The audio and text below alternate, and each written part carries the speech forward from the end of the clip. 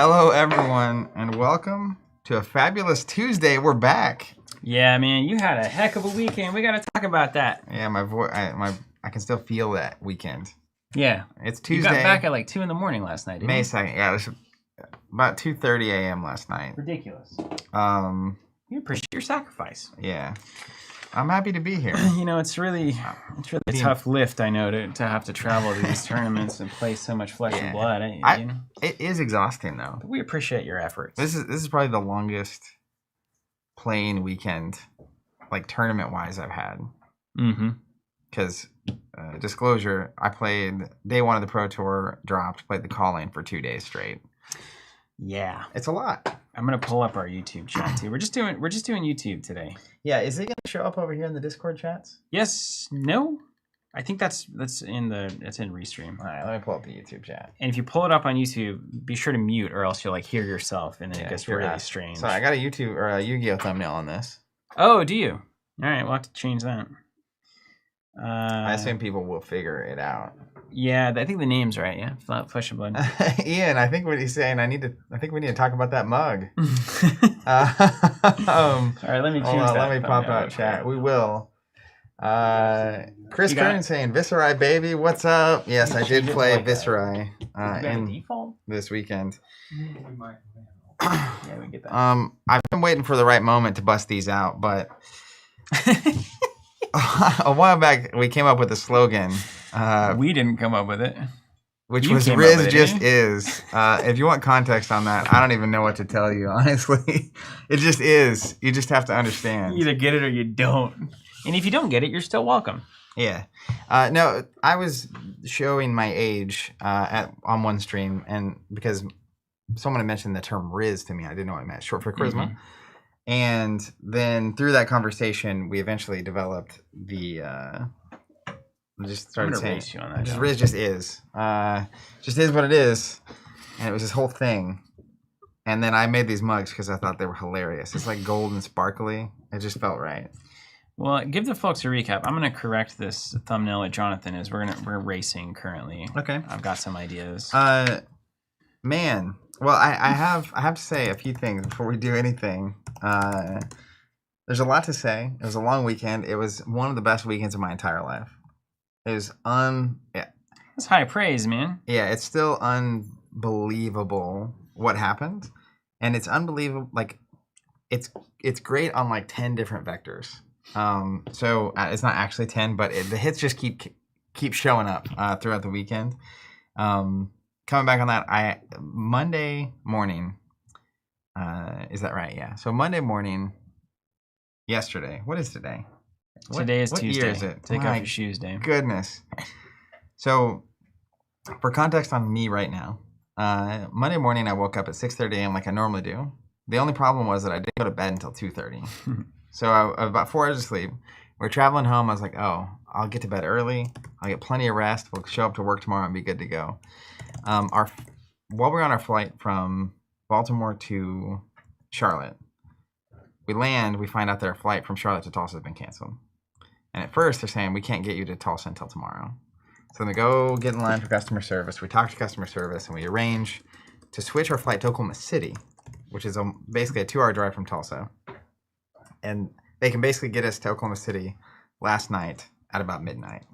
So then we get into Oklahoma City at midnight after traveling all day. Then I drive for 2. My wife meets us there. I drive for 2 hours. We get back here actually about 2:30 a.m. Takes me a minute to fall asleep because it's just like... Because you're buzzing. It's just crazy. Then I fall asleep. And then this morning, lo and behold, 7:30 rolls around. And I'm wide awake. Can't help but be awake. So I'm a little tired. And my voice, if you can hear it, is a little drained. I will say, this is the first major Fab event I've been to where masks are not required. Oh, cool. Game changer. Yeah. For interactions with other people. Yeah, just worse, right? The ability to hear what your opponent's saying and interact and exchange. Not to have just like a sweaty face all day long. And like your ears are hurting at the end because of, the things on your ear. Not to have a sweaty face is a top-notch content. Yeah, it's just a lot. So I'm just going to dive into this, and you can join in when you're ready. Yeah, no. So and I've been getting a ton of people messaging me about the Viscerai deck that I played. So I'm going to be talking about that. I'm going to be showing it. I'm happy to answer all the questions here so that I can just link to this video and say, here it is. Here's all the information you need. But to start telling the story and the recap, I want to back up to a little over a month ago. Easy. And really back to like February or January. Briar was super close to Living Legend. Mm-hmm. And so last year at ProTour 1 and 2, I played Briar. She's one of my favorite heroes. There's a long time where I thought she was a better choice than Viscerai in a lot of different metas. Viscerai being my OG favorite, genuine like theme plus mechanics overlapping into just like, this is the character I would love to play. Your true love. But knowing that Briar was on the way out, mm-hmm. I thought she was on the way out. She's still here. We still have Briar and Rosetta. I started testing back in January, February, again, Viscerai with Reaping Blade and mm-hmm. Nebula Blade. It's like, if I'm not going to have Briar, then like I just need to see as Viscerai has got the goods. Why would you do Viscerai over Briar? Is that a question that came through you're asking? No, I'm just wondering. It seems like Briar is just better. So what's the... So the one, I was just doing it because I thought she wouldn't be playable at ProTour 3. I literally thought she was going to Living Legend out.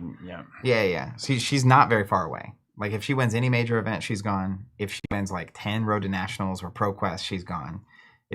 She's so close to going. It's kind of unbelievable. So that's why I started playing Viscerai again more heavily, is it was like, I'm going to have to play something that's not Briar probably at ProTour 3. So I need to start finding what that deck is. And then I have answers to why, once Briar is legal at ProTour 3, why did I choose Viscerai? That's a different reason. I bet I know why. I started testing Viscerai. And in January, February, one of the things coming into 2023, my Worlds of last year felt very burnt out. And so I took November, December off, played the ProQuest at the beginning of January, and then took January off. Just taking it easy, trying to save the energy in the tank. But then in February, once we started getting spoilers for Outsiders, we started testing again, and then once those dropped, lots of testing. But I was just getting back into Viscerai, and man, I missed playing Viscerai. Like, it's just I don't know, for whatever reason, that hero and that playstyle connects with me, and I just enjoy playing it immensely. You like those little ruin babies? Yeah, it's just those like little ruin chants. You can just do things with Viscerai that are insane sometimes, which we'll talk about. And there's some moments throughout this weekend that are just absurd, and it shows exactly why I love playing Viscerai. And you'll totally be like, yeah, that's exactly it. But about 5 or 6 weeks ago, the past couple of main events, I kind of struggled into the last couple of weeks beforehand to lock in the hero. And like ProTour 1, I was very confident to play Briar and happy to do it.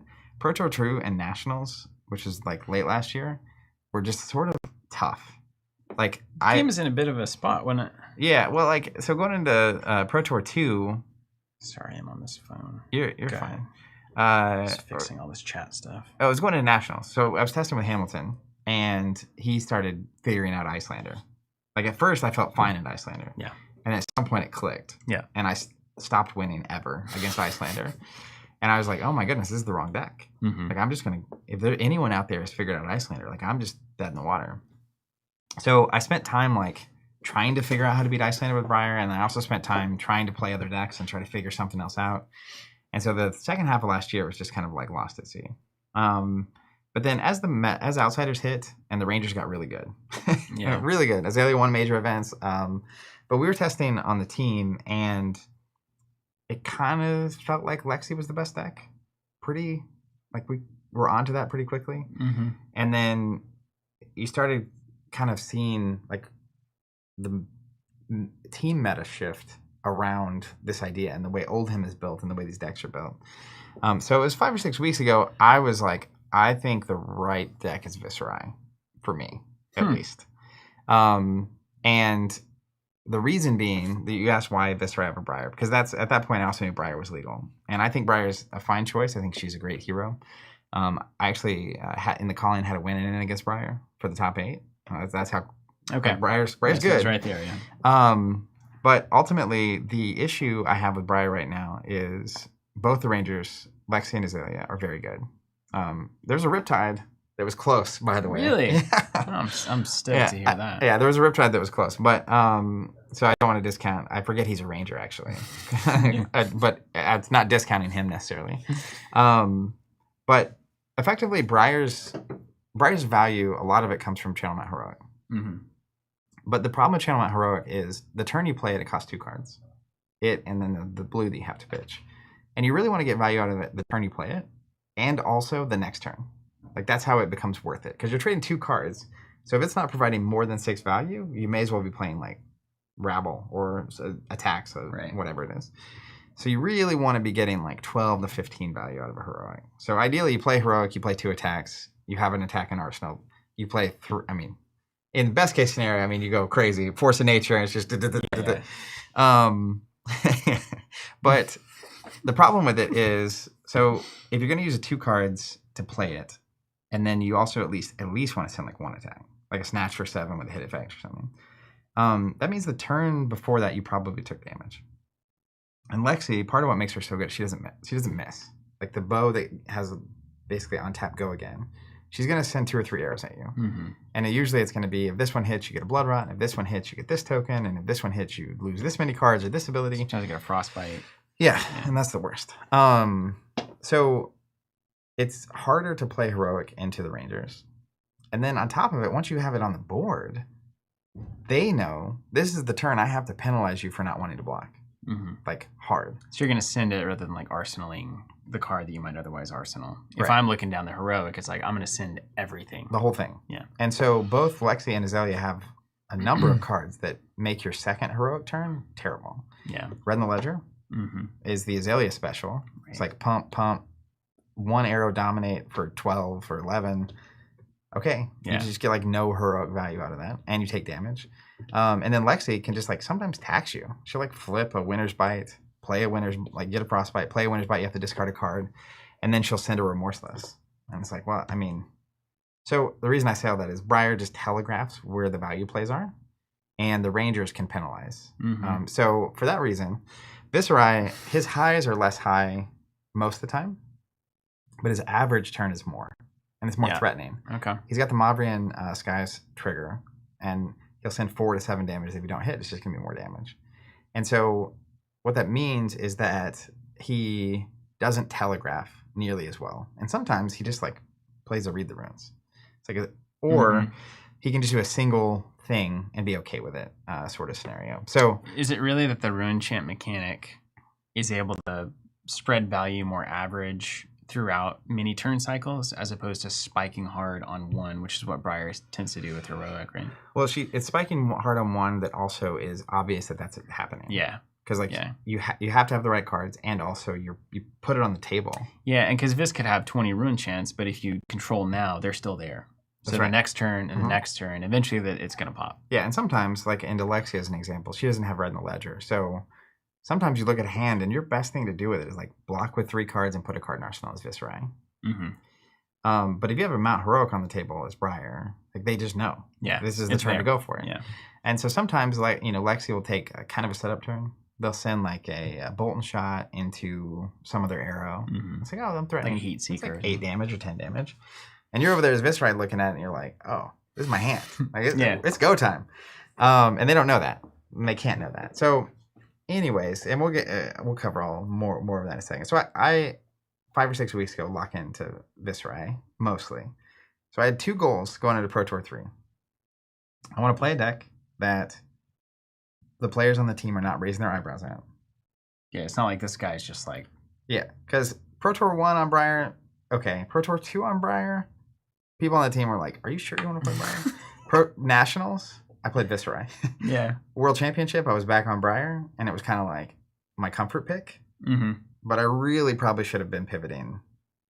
Yeah. I didn't want to. Yeah, yeah. So here we are. But I was just interested in actually going to an event with a hero that I enjoyed that they weren't raising their eyebrows about, which is this. So it was like, one, can I get that to be true about Viscerai? Yeah. The second thing is I really wanted to be working on the deck with other people on the team. ProTour 2, there were several Wolfpack members on Oldham, and watching them work together, it was crazy how much better it was. Like, the pet cards get found out really quickly. It's like this card really isn't that great, but like you like it in these particular matches or whatever. And there's just a confidence to it as well. When there's 3 or 4 people that are like, yes, this is the way to sideboard here, or this is the best strategy here, and efficiency. You have 4 people testing all these different things. So my 5-6 weeks ago, my goal was effectively get a thumbs up from a handful of teammates. Like, if Michael Hamilton says that it's a reasonable deck to pick, I would feel very comfortable that it's a good deck to pick. Same with Andrew Rothermel, who top 8 the Pro Tour this weekend. Michael Feng is another one of the. It's like, is this a okay decision? Yeah. Like, just reasonable. Is it reasonable? You know what's funny about Michael though, Michael Feng, is even when I was on Bolton, even when Roger and I were just messing around with Bolton to get ready for just the little 20-30 person event here in Tulsa, he was like so supportive of Bolton. Like it was never, he never said to me like, man, like obviously this is just going to lose most of the time. It was always like, this is what Bolton can do that I'm scared of. Or this, how can we get this to happen more often? You said this was Michael? Yeah, Feng? Michael Feng, yeah. And he would play Oldham and he's Such a like, good dude, with Raiden, you can win this matchup. Like, I struggle with this sometimes, and here's what's happening when I struggle with it. And I'm just like, sweet. He was just so supportive the whole time. You know what? Really made an impression for me. He did the exact same thing for me with Viscerai. He's so nice. And he'd always be like, oh, Oldham's no good. He's like, oh, you got the advantage here, he self-describes himself as Eeyore. Yeah. That's sort of the nickname he's picked up. But no, he very, I feel very fortunate to have the people on the Wolfpack that we do who are so interested in helping everyone else be good. I mean, that's part of it. Is he just gave me into the Oldham match, right? It's like, I've never felt bad about that as Viscerai, even back before stuff got banned. But he was like, here's how I see it as Oldham. Here's what's annoying. Here's what I can't get around. Here's why I feel like it's this, that, or the other. So important. And then you get that across a ton of different people on different heroes and specializations and stuff. So, but my two goals were convince people on the team that it wasn't crazy to play Viscerai. Good. And specifically, like, I was like, if I can get Hamilton to say this is not crazy, great. Yeah. Second one was to convince people to play Viscerai, because I don't want to be alone. Right. I actually want someone to help me work on this. So there was kind of a side quest besides just like preparing. It's like I want to get these 2 things. So I'm doing the testing and putting in tons of games. We reset our data. We have a whole system for tracking stuff. After Outsiders dropped, after the most recent Restricted and Errata and or what do they call it? Restricted and ban list? Ban and restricted? There it is. BNR. I was like, I couldn't find it. And one of the things earlier this year, we kind of upped the size of the team. We added a handful more players. And we had 18 people at the Pro Tour on the team. Very cool. Who were playing. If the entirety of the Pro Tour is just on the same team, it really doesn't. It doesn't really make much of an impact. It's just like the Wolfpack in wrestling. Eventually, everyone was on it, and it's like, well, what is this? What is this? This is flesh and blood. This is not even an alliance anymore. But started putting in the reps, and then I did eventually convince Ian Schaefer and Tim, my brother. So these are the hometown guys. Yeah, this is OG Wolves to play Viscerai. I also almost convinced Roger to play. Dude, Roger's the far out ideas guy. Yeah, so he was like waffling and he wasn't quite happy with his deck choices and stuff. And then there was a solid week there where he was playing Viscerai. He was on it. I also convinced Michael Hamilton to play a session of Viscerai. Impressive. And then after that session, he's like, "Yep, Viscerai is not a hero for me, not at all." But through that process and through all the conversations and stuff, it's so helpful because like it just gave me a lot of confidence. Neither Andrew nor Hamilton thought that Viscerai was a crazy choice. Good. Given our testing, given the results, given what they'd seen of the deck and all that kind of stuff. So I achieved both goals, which is I got a thumbs up from teammates that this is a reasonable choice for me. Not necessarily a choice they would make, but it is a choice for me. And I had other people on the team on the deck. And that ended up being really important. Now, hold on a second before you go any further. I think a lot of us would like to know, because I'm completely divorced from all of this. It's not rhetorical questions. I've been just checked out of competitive fab since, what's the thing that happens locally? Pro Quest in January. Yeah. How many reasonable heroes do you think the team actually think there were going in? How many reasonable heroes? So I will say, and this is one of the cool things I think about the experience in the team is that there's none of the weird like prize splits, so there's no pressure to play anything specifically or go to events or whatever. Mm-hmm. It's not like me playing Viscerai is ruining your chance at some sort of success or whatever. But at the event, we had one Azalea player. We had a handful of Lexias. We had a handful of Oldhams. We had a handful of Viscerais. Ironically, at the Pro Tour, we were like 3 of the 8 Viscerais. Love it. And then I think that was it.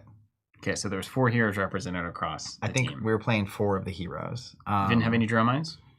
We did not have any Dromais. Interesting. No.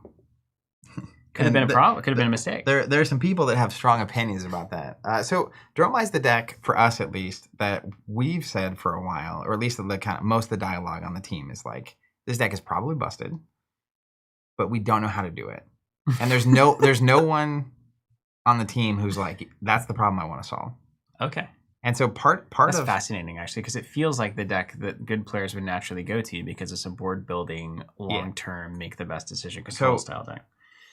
In some ways, it's like really appealing to me because the dragons, the whole fire element and stuff. But for me, I'm always like I should really like give Dromai a spin. But historically, from my data, my experience, Dromai is absolutely miserable into Viscerai. Okay. Yeah. Personally, I have never had a more favorable. Like I've never thought there was a more favorable match, except for maybe Prism and Oldham. Yeah. But it's like almost that level. And the reason is because pretty much every Dromai deck has 20 to 30 dragons in it, which is like a third to half your deck is dragons. And if you play the dragons, Viscerai specifically can play a Mauvrion Skies, send the attack at the dragon, guarantee the hit effect, get rid of the dragon, get the rune chance value out of it, swing sword at a dragon for 2. The arcane still hits you. And so he's very effective at clearing the dragons and still producing value that's attacking you. Yeah. Most of the Dromais are also on a lot of reds. So if he has one of his crazy rune chant turns and you're just on 4 reds, it's an unbelievable. But nobody's going to be playing Viscerai. Well, so that shouldn't disqualify Dromai. Yeah, Viscerai, if you ask certain players, like I saw Tarek's tier list was a C tier hero, which But Tarek is the undisputed king of hot takes. Like of just miserably wrong. Well, that's aggressive. I'm still a little sad that he beat me in that first Dallas event or whatever, in the top what have yous or in the draft. calling, the Dallas calling. Yeah, if I had actually known how to play Flesh and Blood at that time, I think the deck I had could have won for sure. Because I had the He was on the Earth Oldham, you were on the Ice Oldham. Yeah. I didn't understand fatigue and like actually Flesh and Blood at that point in my life. I was still just slap and turn value. Yeah, we were just baby fab players. He knew what he's doing. He's a great player and great person. He's also hilarious. Interact with him. Yeah, he's a great. But I saw the tier list that he posted, and I was just like smiled because I'm playing Viscerai, and it's like, well, he might be right, and I'm just gonna get tromped this weekend. Let's not forget the knick-knack bric-a-brac thing. Yeah. Knick-knack patty, whatever. So how did we even get there? So Tarek was a C. Well, no, it was going to be Viscerai, so that would mean that Dromai is Dromai good into... And there's speculation that Dromai would be popular this weekend. Like, we thought that Dromai would be popular because Lexi can struggle into it, Azalea can struggle. The Rangers have to shoot arrows at the dragons, which is, like, pretty annoying. And they need to kind of loop the endless arrow thing, that hit, and it pops back and whatever. And Dromai also can be pretty exhausting and have game into Oldham, depending on how you're built and your skill. Yeah. Like, it's almost like a skill check for Oldham. Yeah. As you can see from the top 8 games from the Pro Tour. Absolutely loved those games. Yeah. As weird as they were, I loved them. The on our end, the prediction was the meta's in a spot. It's not like the Starvo Chain days where there's some decks that are just like so grossly ahead that you just that's the only thing you have to care about. Playing it or countering it directly. Right. So the Pro Tour representation of heroes is pretty close. I mean, the percentages are different, but like in the order of importance, like it was Lexi was the most popular deck, and then I think it was Oldham, Dromai, Bravo, Bravo. Yeah. Interesting. Okay. Bravo apparently has some pretty strong game into the Rangers. He has the D-Reacts. Don't I know it? He typically takes one action. Mm-hmm. So, and he's hard to tax because he's got all the blues. So the ice his hit doesn't effects matter. are good against them. And he also has the hit effects that matter against the Rangers.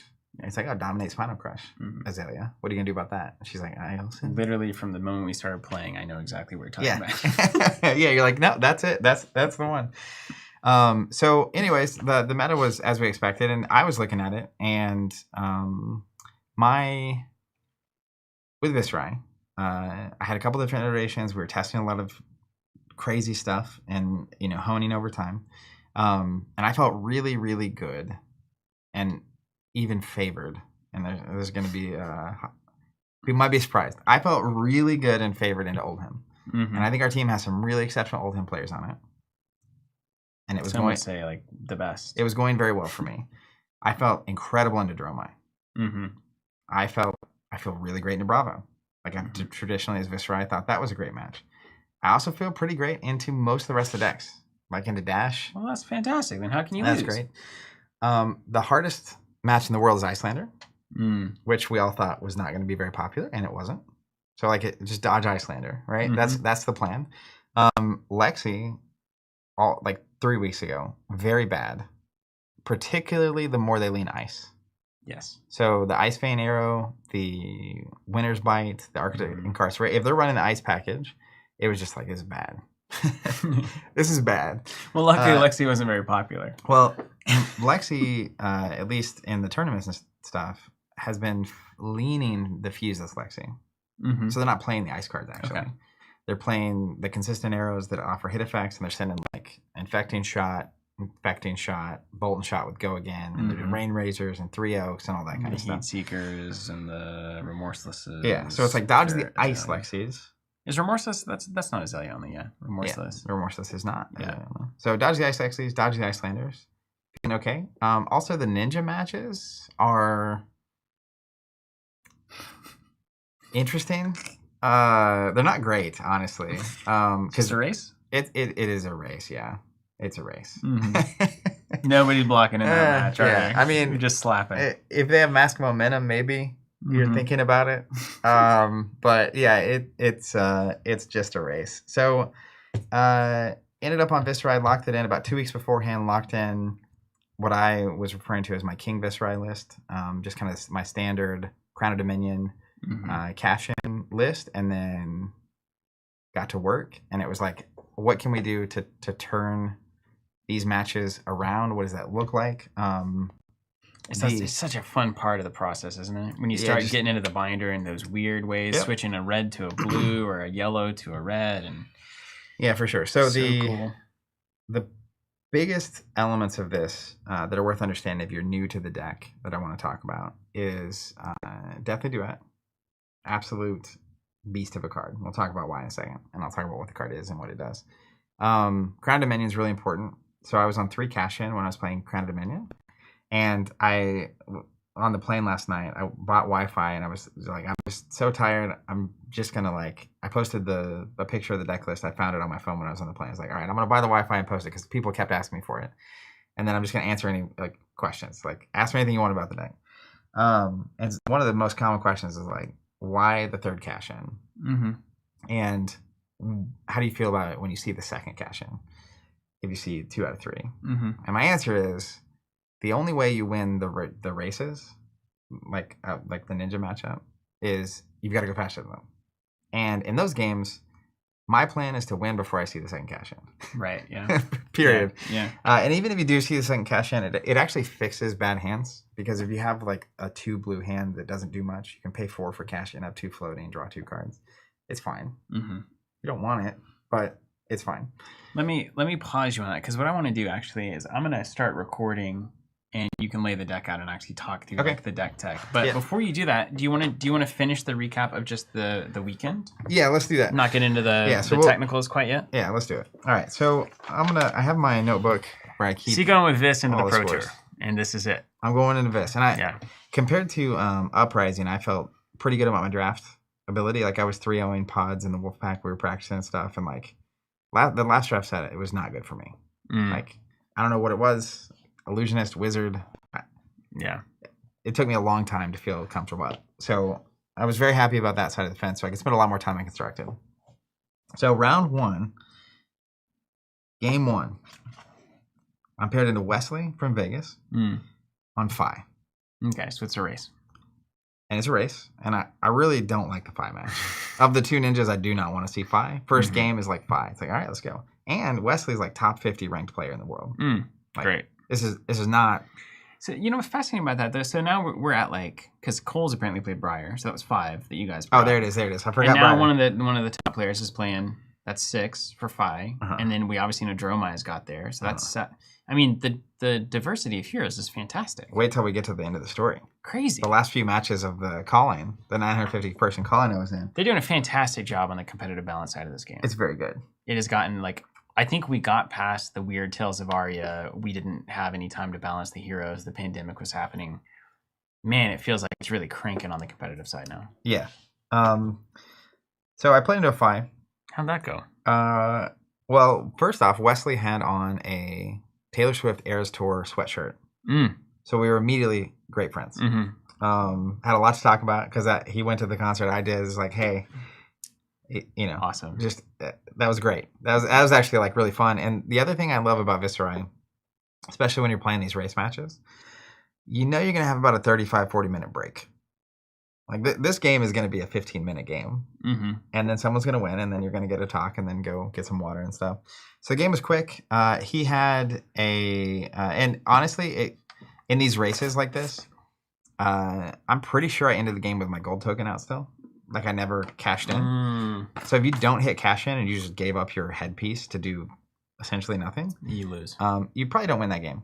But it was a good game. He ended up getting me. He was on 1 health when he finished me off, so it was close-ish. You know, the score doesn't really tell a lot because a lot of times you'll take a lot of damage knowing that you have the winning hand. But he's a great opponent, and 0-1 to start the weekend.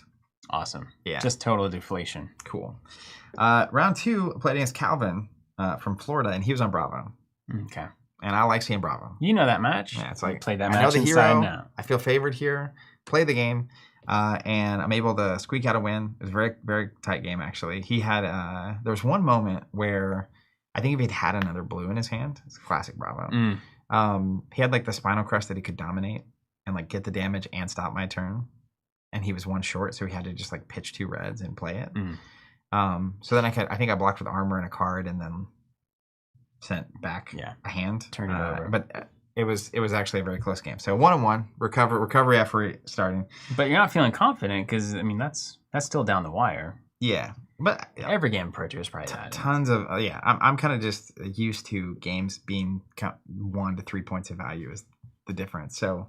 Not exactly shook by that. Round 3, I played against Jack on Oldham, and Jack from Virginia. Jack's great. I met Jack at I think it was Pro Tour 2. He's playing Reinar, and did pretty well. But he was on Oldham, and honestly, like I just feel I played so many times into Oldham. It's just kind of operate. The thing is, dude, the confidence level also just going into a tournament knowing you will not face a better Oldham than what you've already seen in the team. You've got Hamilton has won many events with Oldham. You've got John, I know, is obsessed with Oldham. Yeah. You've got Michael Feng, who we now know is the Pro Tour champion with Oldham. Yeah. Perhaps the greatest Oldham player in the world. Yeah, Feng's been playing Oldham, I think, since he was born. I mean, I'm not 100% sure Feng is not Oldham. Yeah. In some, time traveling situation. So playing against Jack was a great game. So now I'm 2-1, feeling great, right? Yeah. You don't want to start with a loss. That's really bad for your strength of schedule at the end. You pretty much have to go X3 to make the top cut of the Pro Tour anyway. So I just need to win a lot in a row. Yeah, easy.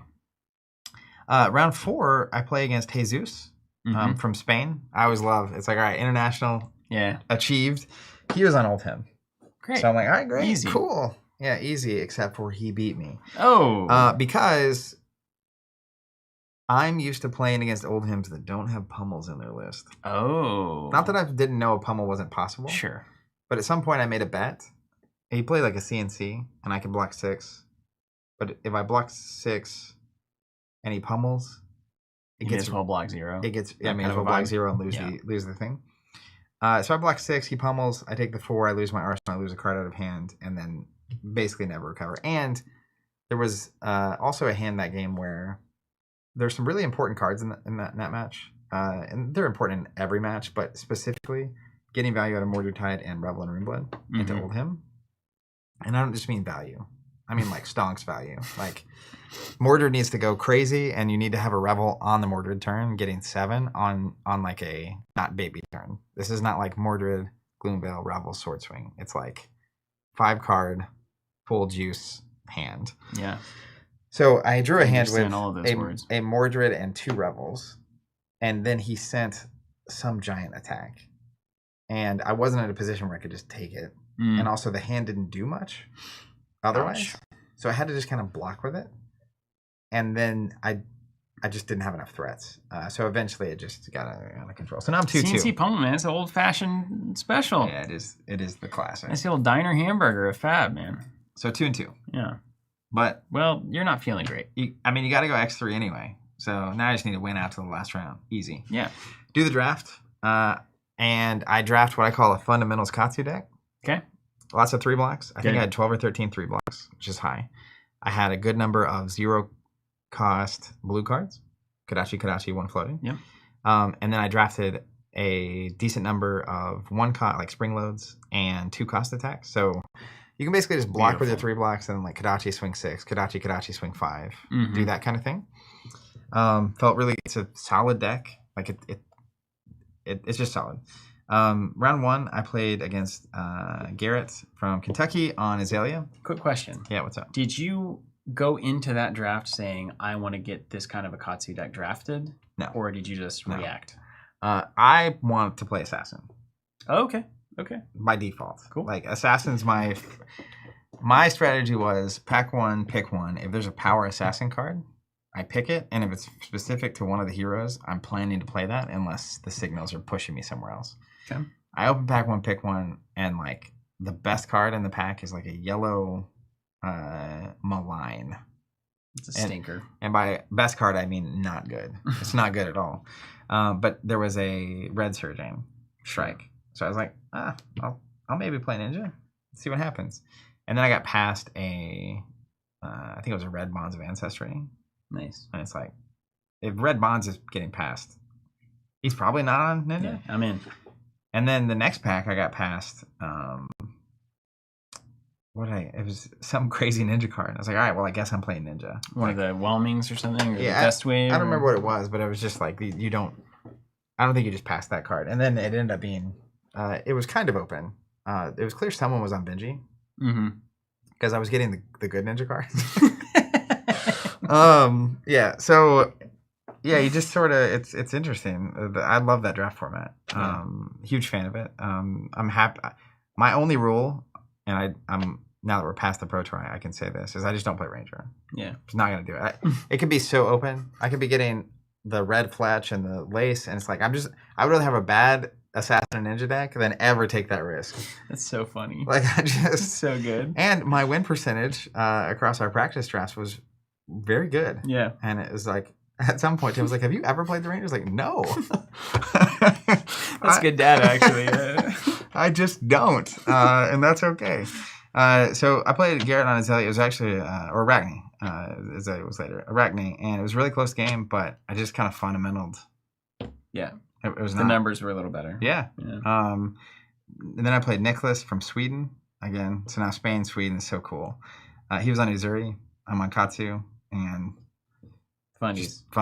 I mean, yeah. Do you overblock against Uzuri?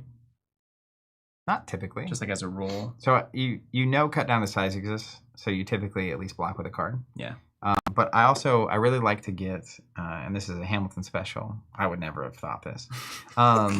Seriously, we were doing so good. We were doing the draft review the night before. I posted a picture of that. He's like got all the cards laid out and like. Oh, that was that picture. Yeah, we did that in Lil too, where we just took a bunch of cards and then like talked through each hero priority. Like we'd sort the cards by draft priority and have conversations and debate like at this point final conclusions and at worst reinforce what you believe in. going into the thing and having to verbalize it across the board. So he was saying, like, if you're playing, literally, I had never actually drafted Katsu Fundamentals. I'd seen it drafted and seen it played, but I had never done it. And he was saying the night before when we were going through it, he's like, basically that he loves to get one Seeker's Equipment, the prevention, and one like red Peace of Mind. Because there's so many hands that you can just shut down their value and still send a really good turn. It's like a really good exchange for you when it happens. Or like you put it in Arsenal. Because a lot of times Katsu can play out his hand, so the Arsenal's just not as relevant. And then at some point you trade a blue for 5 damage prevention and draw a card at the end of your next turn. Yeah. It's like... No, it's like a 2-card 8. And in this format, as you've been telling me, like, the pitching the cards has a lot more value than your turn-by-turn math a lot of the time. Yeah. So it's really only 1 card out of your deck for, like, 5 damage prevented and then a Ponder token. Yeah, and that 5 damage a lot of times is like the Assassin pumping with 2 tokens threatened, or the Ranger would dominate, or Viscerai sending in a hit effect that is actually relevant. Now you just cover it, and it's like, okay. So... into Viscerai specifically, it just kind of lined up. The turn that they gave me tokens, I had a red infectious host. It's like, oh, that's great. It's like Kadachi, 1 for 4, 3 would go again into a 0 for 4 that gave you a blood rot and an inertia. It's like, oh, it's horrible. And then my Peace of Mind was just like clutch. At some point, it's like they send a thing, I block for 3, they switch into a 6. And it's relevant damage, and I'm just like, Peace of Mind. Like, I don't die, and I get a card at the end of the turn, and I send 8 with my little hand, and that's then awesome. It's just crazy. That's awesome. So final round, I play against Azalea, and you know when you're both 2-0, you know the other person is good and on a good deck. And I was playing against, forgive me if I'm pronouncing this wrong, Juha from Finland, who ended up top 8ing. Nice. I didn't know it at the time that was going to happen, which spoiler means I lost the game. He was on Azalea, and it was not even close. You just like slapping arrows?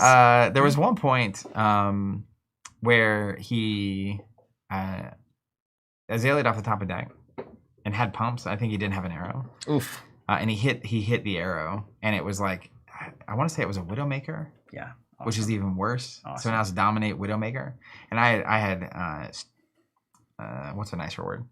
I had mistakenly blocked with my equipment earlier to stop a hit effect.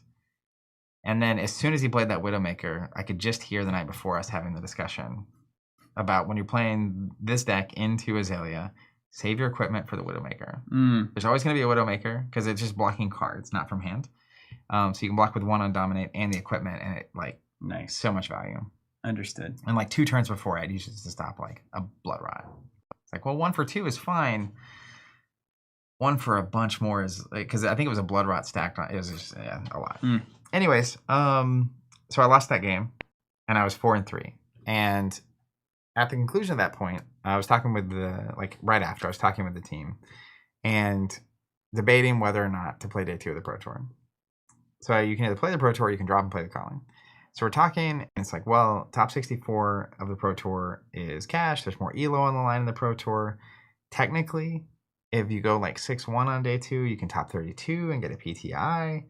If you go 7-0, your X3, which is the record, you need to be top 8, but it's likely that there's going to be 1 or 2 people that bubble out. Yeah. And because you lost all your losses on day 1, that will be you. Yeah. So, but at the time, it's like, well, it still felt like I wanted to play the Pro Tour. And it's like, I'll play the Pro Tour, I won't make the cut, and on Sunday I can just cheer on whoever on the team is in the top 8, because that's going to happen. So we left, and that was my plan. Went to dinner, went to hotel. What kind of dinner did you have? Well, that night... Boring, or? That night I went to a Lebanese restaurant. Ooh, awesome. And it was so good. Awesome. What'd you get? Well, so I was invited to... share everything? Yes. Yeah, cool. I was invited to a dinner, and stuff just kept coming to the table. And it was like lamb and chicken and hummus and vegetable dishes, and I mean, sick. The hits kept coming. So good. And there was so some. Hungry right now. I asked for. I ordered a drink. I didn't want to go too crazy because I had to go 7 of the Pro Tour the next day, of course. And he asked if I like bourbon. I was like, yeah.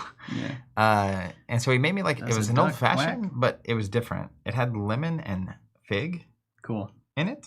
That's very appropriate. It was so refreshing and Yeah. so delightful. It was so good. So yeah, 11, and the food was great and it was clean. Had a lot of vegetables. Was happy about that. Love it. Went to sleep, and honestly, even at 4-3, like I was fine. Yeah, you just gotta win. As long as you can win some matches, it's Yeah. like, okay, I can win this game. Like I can win Yeah. at this. And you just, I don't know, you go to enough events and you go and you play and you have fun, you do the best you can, and then the results either happen or they don't. Mhm. But it was kind of funny. The last round of Swiss that day when I was playing against Yuha, to my left was Michael Hamilton. To his left was Prism Mike. Oh no way! The old Prism Mike. Mike's Wolfpack. Mike won his game, so he was 5-2. Me and Hamilton both lost, so Michael Hamilton's 4-3. So that makes you feel less bad. Yeah, right. Honestly, it's like, okay, well, if the champ is 4-3, you know, I'm not that bad. Yeah. I can hang. You with too these could guys. be a champ. You too could be a world champion. That's what that means, surely.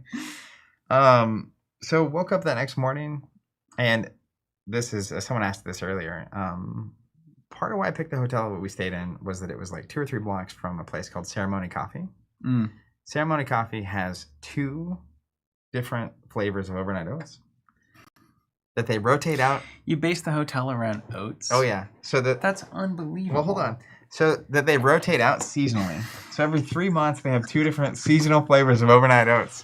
My gosh, that is like classic persona now. You really baked that in, man. Well, so after my Pro Tour 2 experience in France, identity. like where my diet was just like crazy off, that's actually like really important for me from like an energy level. Yeah, own it. Heck yeah. It's actually crazy. I mean, it's like super important. So we went there every morning, and every morning it delivered. Like the first day I had orange and vanilla overnight oats, and it has like classic flavor. Yeah, it's so good. The second one was lime and coconut. Oh, sick. Yeah. Almost a Thai thing. And then I just kept rotating every day, and the coffee was great, and it was like a couple blocks away, and it's like away from the convention center. It's away from. We stayed a little bit away from it, away from the crowd. And it was just super chill, hanging out with a couple teammates, having breakfast. We were there early so that we weren't ever in a rush, and like. Honestly, the before and the after are some of my favorite part of these events. Mm-hmm. So that's the case with a lot of folks for sure. Yeah, it's part of why I'm there. So the morning we're at coffee and we're talking about it, and I was like, well, it was lemon coconut. It was right. That's right. I was like, what's the math? Like, what do I actually need, and what would I be happy with? Like, really.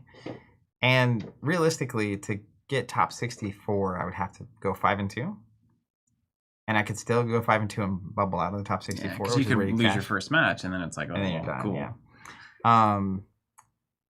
If I go 6-1, I could maybe top 32, but I'd probably bubble into the top 64. So then it's like I need to go 7-0 to get top 32, get it and beat one goal of mine to beat my previous 33rd at Pro Tour 1. Yeah. So like really the only goal left for me is 7-0. And man, 7-0 and day 2 of Pro Tour just seemed impossible. Yeah, and you've also got to ask, do I want to have a need to go 7-0 kind of day? Yeah, and 3 of those rounds are draft. Like my goodness, things have to go your way. That's tough. And then I was like, well, like I don't have anything going on Sunday. I'm not playing the Battle Hardened Splits. Like that ain't happening.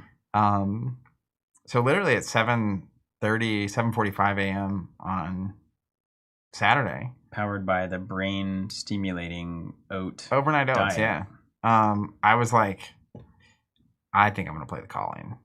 Like, it's constructed. I feel great about my constructed deck.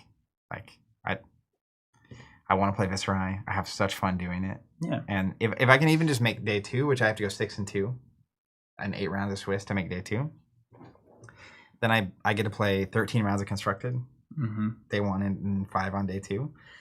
That just seems like way more fun to me. Yeah. Than the Pro Tour. You're more of a constructed player too, I think, in the grand scheme of things.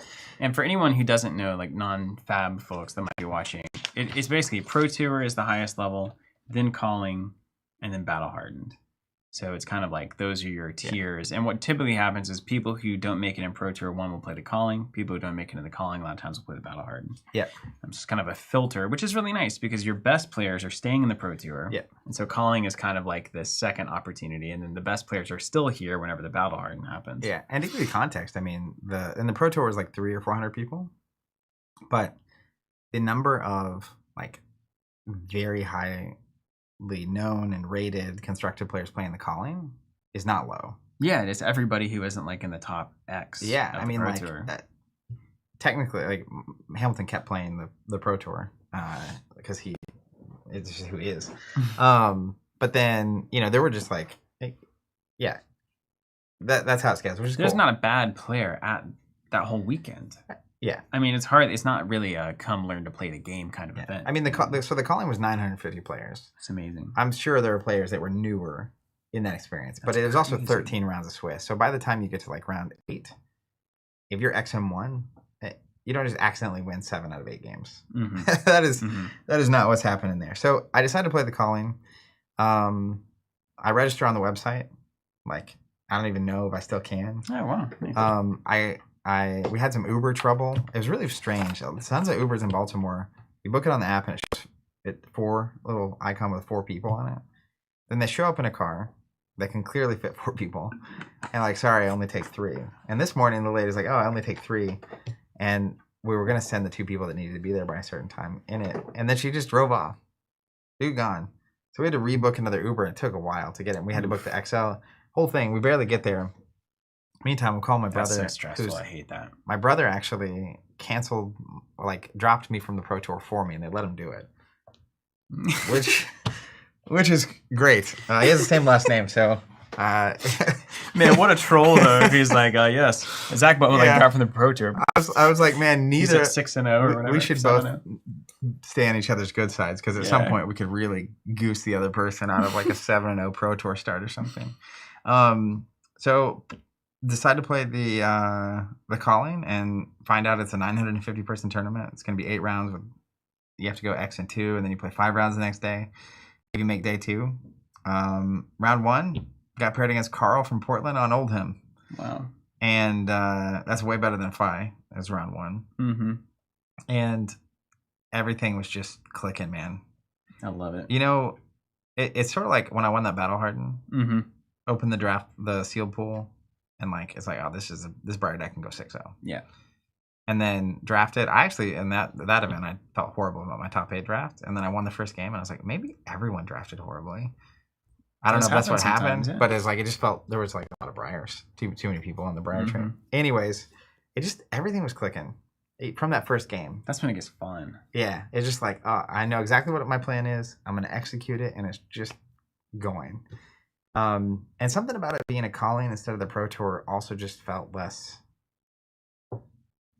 intense. Not even just between, just like even the mentality of like, well, I've already dropped out of the Pro Tour, so like, yeah, now I'm just playing Viscerai. Yeah, and like, let's go. And it's a little more fun, right? Yeah, it becomes a little bit more fun. It's like when you, I don't know, yeah, the stakes are a little lower even though they're still high. But once everybody understands that this is not as serious as this other thing, even though it is serious, like if it was just the calling that weekend, it would feel very serious, like way more intense. Yeah. But it's like this kind of filtration system, I think. And isn't that fascinating that you just remove the stakes a little bit in comparison to what else is going on in the room, and everybody gets to relax a lot, and then everybody has more fun. Yeah, and it's also like with 950 people and 13 rounds. It's not that I didn't think I could do it, but it's also just statistically crazy. Mm-hmm. It's really nuts. So just say it. It's 1,000 people. Yeah, I mean, you're just like, all right, 1,000 people event. I've never been to a 1,000-person event, have I? Yeah, not at Vegas or anything. No. Mm-hmm. And it's just so my mentality the whole time was just 1 round at a time. Mm-hmm. I don't care. I don't care about the record. I don't care about the standings. I'm just gonna play 1 round at a time. John Madden. Fab. Yeah, so I played into Oldham, felt great, won. Game 2, playing against Albert from Sweden. He was on Lexi. Oh. It's time. Fuseless? This guy came from Sweden. Yeah. He's on Lexi. Probably okay. He's going to ice me out, isn't he? Yeah. He's going to get me. and man, just firing. He was on Fee's list. And I don't know if he has seen a Viscerai who is willing to just take it all to the face and send it back. Just send it back. Yeah. He was great. He was really great, but I got there faster. And that felt great. It's like, all right, I beat an old him, I beat Alexi. I think we're good. Next, played Julian from Baltimore. I actually didn't even write down. I wrote down his team, Feisty Locals, but I did not write down his hero. I don't remember this game at all. I won that game too. Cheers to Julian, yeah. Yeah, so I'm 3-0, which is a significantly better start than Pro Tour. Yeah. It's like, this feels way better. Next round, I get paired into Katsu. And it's Tyler from South Carolina. Are they playing the cat stuff yet? The Crouching Tiger, Hidden Dragon? Yeah. No. Crouching Tiger, Hidden Katsu? No, he was not. But he was on Mask of the Pouncing Lynx. Okay. So he knows it's a race. I know it's a race. And I went first. So sometimes when you're going first, you can go to Rune Chant Town. I did not. Yeah, so you can read a bunch. It was not. You can read a lot of runes. And so he just got me. Yeah. He was there first by a turn. It was crazy. So 3-1. Fine. It's fine. You don't like your ninja matchup. It's fine. Yeah. Next game. This is the moment where this was the deciding moment of the tournament for me. Actually, I think this round 5, because I got paired into Majin Bay, and he's a very well known Runeterra streamer. Okay. And he recently won the Goliath Gauntlet, which is a fab content series with a ton of really good players in it. That's right. And he also has done very well. He's like he might be top 20, 30 ranking ELO player.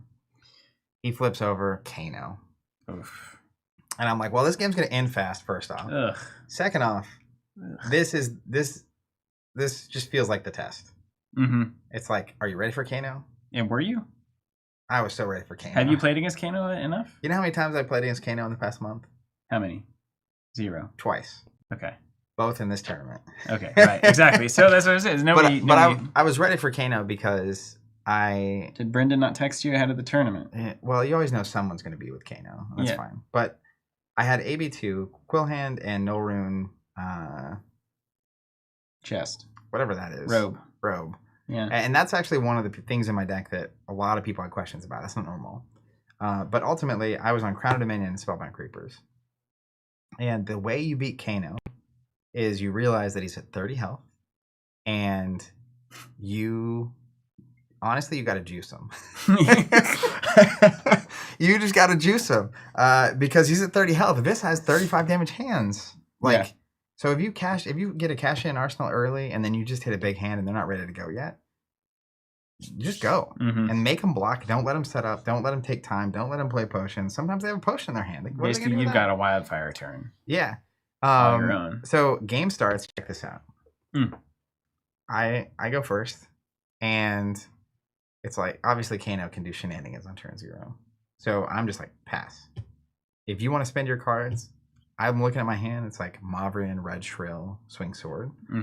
Like, be my guest. Like, you can spend 2 or 3 cards. Like, let's go. Or whatever's in my hand. And it actually wasn't that good. I remember now. Because what he did is he took a chance. He's like, Kano, top card, Wildfire. Okay. And then he's like looking. So Majin gets me to 30 on turn 0. Wow. And I can't do anything back. Okay. Like, I have like not a great hand for this moment. So we basically Are you A-Bing and yeah. I'm starting to pitch because he wildfires, right? So it's like K2. Yeah. Stop 2. But he gets me to 30 and I get an Arsenal. Wow. But we basically started the game with me with an Arsenal and at 30 and 30. That's horrible. Yeah, because if you remember from Pro Tour 1, I was at 27 or 28 when I died to the combo. And he's on Ragamuffin's hat, so he's on the combo thing. Yikes. So at this moment is actually when in my brain, I'm like, it's now or never. Like, and I also know I'm in a position where it's like, I'm just going to go for the throat every time. Yeah. I'm going to make him prove it, and I'm going to hope to get him on a hand where he can't do it. We've already got one Wildfire played. Yeah. Right? So he's got 2 left in the deck. Yeah. So we go back and forth and... stretch him out, I guess. Yeah. And I think so. I Arsenal. My turn 2. I draw cash in. I've got a red Mauvrion in Arsenal and a cash in hand, and he does his thing, and then I go ballistic. Hot sauce. Yeah, I don't even remember what was in the hand. I just remember, like, I get him down a lot. Like, it's a ton of damage coming at him, and he basically takes it to set up. Mm-hmm. And then we come back around, and literally turn 3. And it's if he has stuff in his hand, you're going to be cardless probably at the end of this. So the line I take on, I think it was turn 3 or 4, but I think it was turn 3, is Shrill for 7. He's at 7. Wow.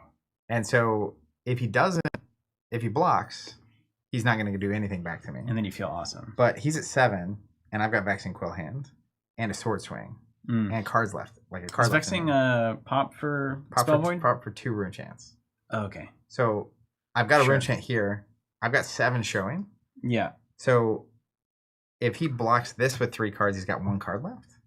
And the card I have in my hand, I forget what even the sequence was, but it was like, I could just kill you. Mm-hmm. There's so many ways that you just die here if you block and I have this. But he's got to decide to go for it now or not. Yeah. Wow. And we're sitting there, and he was so great. Like, this was one of my favorite matches of the entire thing. And we both knew it was like, we're just going to be going 1,000 miles per hour, and then this game's going to be over. And at some point, he's basically like, well, it doesn't matter. He's like, and he just drops his hand down. And he's like, just telling me he's like, this is what's good. Yeah. It doesn't even matter. That's like, so what's cool. in your hand doesn't even that. matter. Because, like I've just got to kill you here. Mm-hmm. And your decisions aren't going to change, like, based on whatever I'm doing. So, and he's got, like, 2 reds, a yellow, and a blue. And in Arsenal, he has Lessons in Lava. So what he actually wanted is, his next turn is Lessons, to go put a Lesson on top, to Kano, to Lesson, to get the Wildfire on top to put it in Arsenal, or to, whatever you need to do. And so, with 2 reds and a yellow in his hand, though, he does not want to go this turn. Yeah, no, that's the perfect time to cash it. Yeah. So he's running the math, and it's like, well, I basically have to hit a tome of some sort. That's my out. I have to Kano, hit a tome, draw 2, get more blues, Kano, and work through this. And then he Kanos and hits like a blue sap. Nice. And then he Kanos he Kano first and hit a Blazing Aether. Right. Okay. Is that the signature or the special edition? And he's like sitting there. He's like, you would think that would be a good thing for me to see right now, but it's not. Yeah. Because he's not gonna have the resources to do all the stuff. So he does it again. Then he gets the blue sap. Then he does it again, and it's just like it's not there. And so then he just fist bumps, game over. Wow. Yeah. And you're just like. Yeah, because I was down 10 life for the turn 0. I thought I was dead in the water. And that is the moment I was like, all right, I'm just going to assume moving forward, things are going to fall my way. Mm-hmm. Like, yeah, something in my brain, in the air, dude. It was just like, things are going to bounce my way. So played that game. Next round, I played against Adrian from Poland, another country. He's on Bravo. So that's good. All right. Play the game, win the game. Standard. Love it. Execute the plan. Good to go. Next round, Jacob is on Lexi. He's from St. Louis. It's like, all right, this is Lexi. And this is one of the craziest things of the whole tournament. Really? Again, it's crazy. So we come to the end. I'm going to start these guys up just in case you want to grab anything here. Yeah. Let me know when you're ready. Because, there might be a crazy... All right, what you got? Craziest moment of the tournament. Huh? So craziest moment of the whole tournament. That might not be true. There's a couple. This is like one of the 2 or 3 from my gameplay perspectives. Mm-hmm. Just like this is why I play Viscerai 100,000%. So I play a Sonata, and I hit a blue Shrill. Really top 3. Okay. Yeah, and he played Kodak, so he had given me. I put a Gloomveil in Arsenal. Mm-hmm. But my Arsenal cards and sword are going to be -1 this turn. For Elterian. And he gets a Ponder token. So I play a Sonata, and I hit a blue Shrill. And so it takes 1. And then from Arsenal, I play Gloomveil for 2. Mm-hmm. Sick. 2 with Gogan. Yeah. And he's got game in hand. I'm at like 7 health or 8 health or whatever it is. It's like, let me look at it real quick. I was at 8 health, yeah. Mm-hmm. And he just got it. He's got the hand, right? I'm sending Gloomville for 2. Like, what is this garbage? And so then he says, no blocks. I was like, all right, before this resolves. I have an action. I maintain priority. Before this resolves, I'll go to reactions. I'm going to activate my creepers. Yeah, that's where all great things start. He's like, okay. Like, I'm going to play a Revel in Runeblood. Get a 5% chance. Which also means Gloomville goes to 3. Mm-hmm. It also means if Gloomville hits, arcane damage is unpreventable this turn. Oh, gosh. And he's like, okay. It takes 3. Goes down to 13. And so I had 1 rune chant from the Gloomville. I just created 5 from 6. Yeah. Yeah. And then, and I instant in, by the way, with this blue shrill that I hit from Sonata, right? Mm-hmm. Then I play another Revel in Runeblood. Mm. So now I go to 11 rune chants. Mm-hmm. Unblockable. I swing sword. 13. 11 plus 2 is 13. Unblockable damage. Game over. Can you imagine? I would be so furious. And he literally after that, I'm just like, I swing and it's like 13 unblockable arcane. And it's obviously he's trying to figure out if he has any out Sigil or something. And he's like, so I guess I should have blocked that Gloomville. It's just game over. Wow. Game over. But that's like crazy. If Sonata misses, that's crazy. I lose. If Sonata doesn't hit a blue attack. Now, so I don't necessarily lose because I can, even if I miss with Sonata, I can Gloomvale, play a Revel, swing sword. Yeah. And potentially make him like use a card or something. But that's so crazy. If because I almost did the rune chant to give the Gloomville +1. Yeah. But now it goes to 3. And in my mind, it was like, if it's just at a 2 damage attack that's not doing anything, I feel like he's just whatever. Right. And if he has a 2 block in hand, he might block with like a 2 armor or like his hat, or he might block with just a ice card that just blocks for 2. If he only blocks for 2, I can get him. Yeah. And I know the math. Yeah, you go +1, yeah. And he just doesn't block at all. And then I get him. And that was just like, again, it's like this bounced my way. Yeah, you just, yeah. Yeah. Now, I took his turn before the damage that I had because of the hand I had. And because of the way it worked out. But Sonata's always got a hit. Yeah. I mean, Sonata's got a built to hit. Which we'll come back to that. Yeah, it is built to hit. It's built to hit. And then next round, round 8, I play against Austin from Northern California. Round 8, XM1. Feeling good. Yeah. And he's on Briar. Okay. Is that a space race as well? Yeah, basically. If they see, you want to get them before they see a mountain. Yeah. And they you're cashing in before they're hitting the mountain. Yeah. And they typically don't run Arcane Barrier into that match because by the time you're pitching for Arcane Barrier, you probably already lost. Yeah. So there's a lot of hands. Like my opening hand, I was able to Mavrian, play an attack, get a rune chant, swing sword. Nice. Do 4 damage, get an arsenal. Wow. And so going first is also a huge advantage here. So I won the roll. And again, I've said this 1,000 times about these big events. I think you have to be very good. You have to be very prepared. You have to be on a great deck. You also have to get a little lucky. So like here, me going first, I think is a big advantage. And I was able to win the game. 7-1, day 1. Did the mountain heroic drop ever? No, there was not a single mountain in this town. Wicked. Yeah, it was great.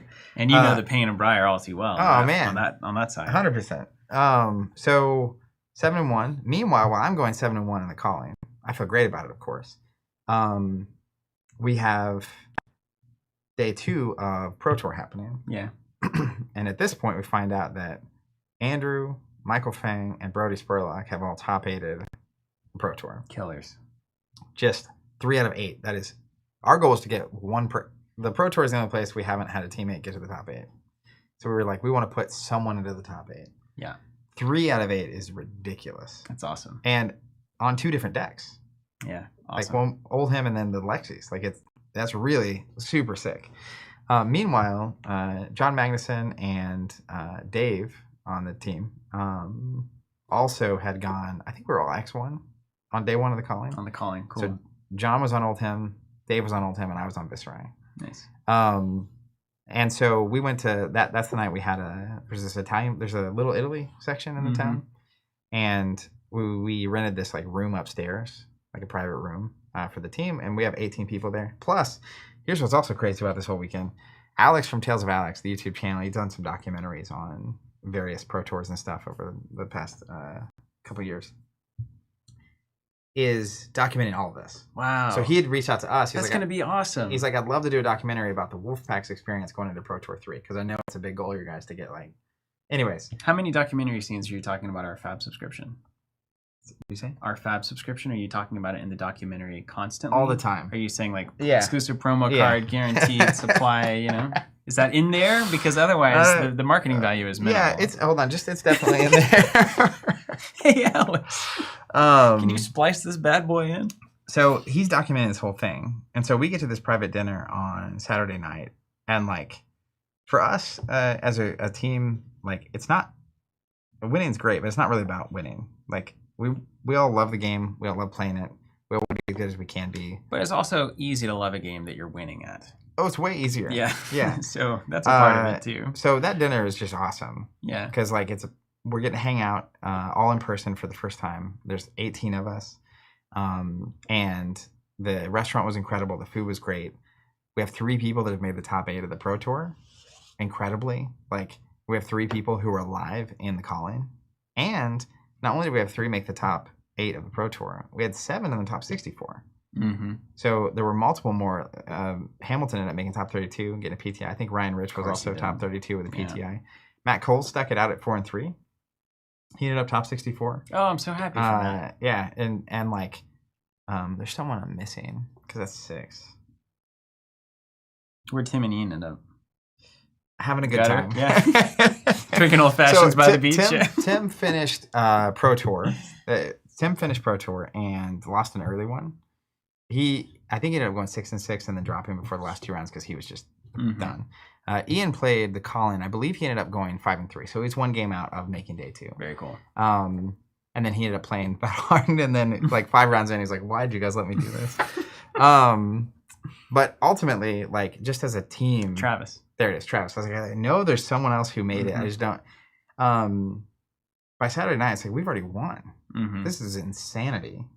Just how well it's gone, and so that night was great. That was clearly a highlight moment. It's like we've already won, and everything else is just gravy. Everyone's having a good time, but we're all just in like I said, winning is great, but we really just enjoy the game and each other and like hanging out and playing. And so like the results that happen on top of that are great. Like that's just free.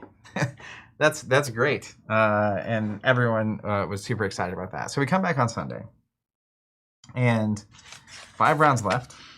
The math says on the calling, the 900 and whatever person calling, that you basically have to go X2 to make top 8. And you probably need to lose late still. Yeah. Because there's probably going to be a couple X2s that don't even make the cut. And you lost 3rd round? I lost 4th round? 4th round. Which is not bad. Not bad, but still earlier than somebody losing their last 2 games, for instance. Yeah. So, game 1, I'm playing against Emery from Missouri. On fine. I saw you in the chat, Emery. Yeah, Emery's in the chat. Emery, in fact, said, "Hey, Zach, I'm the Fi you played in round 9, day 2. Just wanted to drop by and say good game once again and congrats on the top 8. Thank you so much. Keep that spirit alive, Fab community. Yeah. I had so many fantastic opponents all weekend, no matter how intense, and we'll get into some games that are pretty intense, and just remarkably fun. Good. Like the energy was great. But I'm playing, again, it's on Fi. It's like day 1. It's like the first match of the day, and it's like, anyone but Ninja, please. Also, you'll note that this whole time I have not said the word Dromai. Yeah. That's the one I want. Yeah. And there's like a lot of Dromais. The Dromai's in the top 8 in the Pro Tour. Yeah. That's it's where like, they are. Please, Mara. Lord, give me a Dromai. Like, just round 1, let me get an easy, like, just a clean match, clean plan. Instead, it's fine.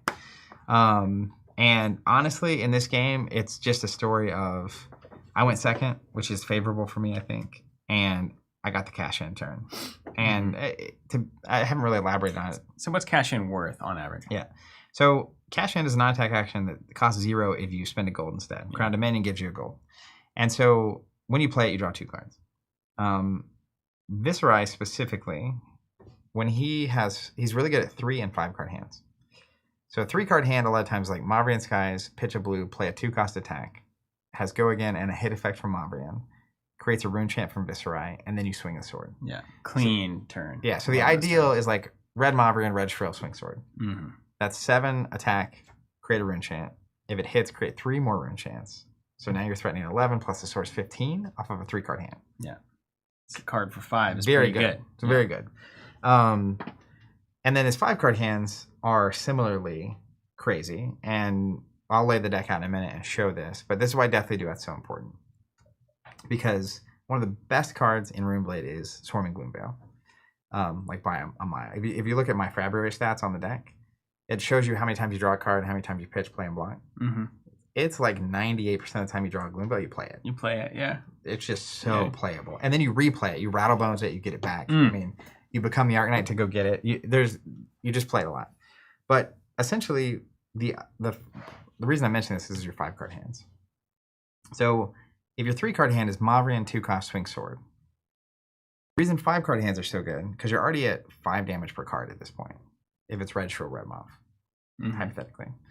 Of course, you only have 3 red Shrills and 3 red Moths. So, only sometimes they hang out together. Yeah, and like Ninja, let me tell you, does not want to block 7 on a red Shrill. No. They don't want to block anything. Yeah, it's not what they want to be doing. If you have 2 more cards, though, it's like 1 more card might be Revel and Runeblood, which is essentially is a 0 for 5. Because when you play it, it creates 4 rune chants, and also Viscerai creates a rune chant. Yeah. This is also why Gloomveil's so good, because right in that moment, that's a 0 for 5. Because it's got all the effects. It's getting the +1, it's 4, but then you create a rune chant, so it's fine. It's also why Deathly Duet's so important, because if the 2-cost is Spellblade Assault or Deathly Duet, when you play Deathly Duet, if you pitch a non-attack action, you create 2 rune chants. Yeah. If you've played a non-attack before that, you also create a Viscerai rune chant, so that's 3. So that turns Rune Flash into a 0 for 4 with Go Again. Yeah, so Rune Flash then becomes basically Gloomveil without the hit effect. Blocks 3. It's a 0 for 5 with Go Again on the right hand. So the reason 5-card hands in Viscerai are so crazy is because if you take that 3-card hand and you add 2 more 0 for 5s, you're threatening 25 damage across 5 cards. The reason Cash In is so crazy is that Cash In is a non-attack action you play. Let's say you got a card in arsenal and 4 cards in hand. Cash In, you go down to 4 cards. You go back up to 6. So it does a few things. You've already played a non-attack action. Yeah. So then Viscerai is already online, which just gets you extra value. But if 5-card hands are good, 6-card hands are better. Strictly. And part of it is because sometimes you end up arsenaling one of those cards, and then you just get to play the 5 cards that are the optimal 5-card hand. Sometimes you play all 5 cards. Like the hand, like some hands. Sometimes you play all 6 cards. Yeah. You play all 6. So like the ideal situation is Cash In, Mordred Tide, Mavrian Skies. So now the Mordred Tide created a rune chant when you played it. The Mavrian Skies creates 2 more. Nightmare. Then you play like a Shrill for 7. That if it hits, is going to create. It creates 2 when you play it because of Mordred Tide, and if it hits, it's going to create the 2 or 3 from the red or yellow plus an extra because Mordred Tide's on the stack. Then your Revels become 0 for 7. Your Swarmings become 0 for 6. Your Rune Flashes become 0 for 6. Your Spellblade Assault is a 2 for 4 that creates 5 rune chants. So that's now a 9 damage situation. Sonata becomes a 0 for 3 that replaces itself. Assuming you hit on any of those Still things. to hit. So anyways, you can just do some heinous things. Yeah.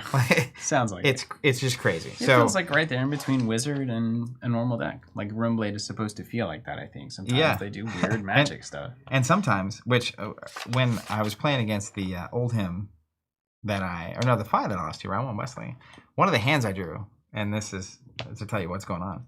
Very first game of the whole tournament that I lost, I drew 4 cards and it was 4 Mavrian Sky. That was the turn he played Art of War, triggered Mask of the Pouncing Links, threatened like 28 damage. Wow. I blocked 8, took 20. And then I did nothing back. So there are the aggro decks have to be able to have these moments. But Cash In just fixes so many hands. You can also do weird stuff, like play a Command and Conquer, activate creepers, pay 1 to play the Cash In at instant speed, draw 2 cards, and then like now you have this hand after a CNC. It's really annoying.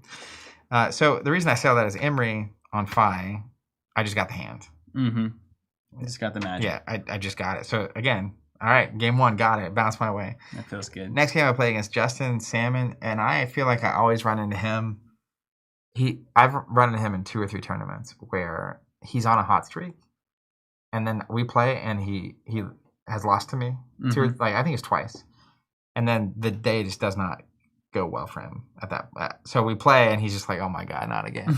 And historically, it was on Prism. So then, like, I'm usually on Viscerai or Briar, and that was not what Prism wanted to be seen. This time, he's on Rhinar. Oh, hello! And Action 1. Hello. What is happening? That's cool. And there's honestly just this critical turn. He plays the Blood Rush, the discard, draws 2, and I just see him. He's like, whatever is going on, draws the reds or and then or the blues. I guess. And he goes, "All right, I'll activate my boots." Picks up his die, scab skins, and he rolls the die and he hits a 1. Okay.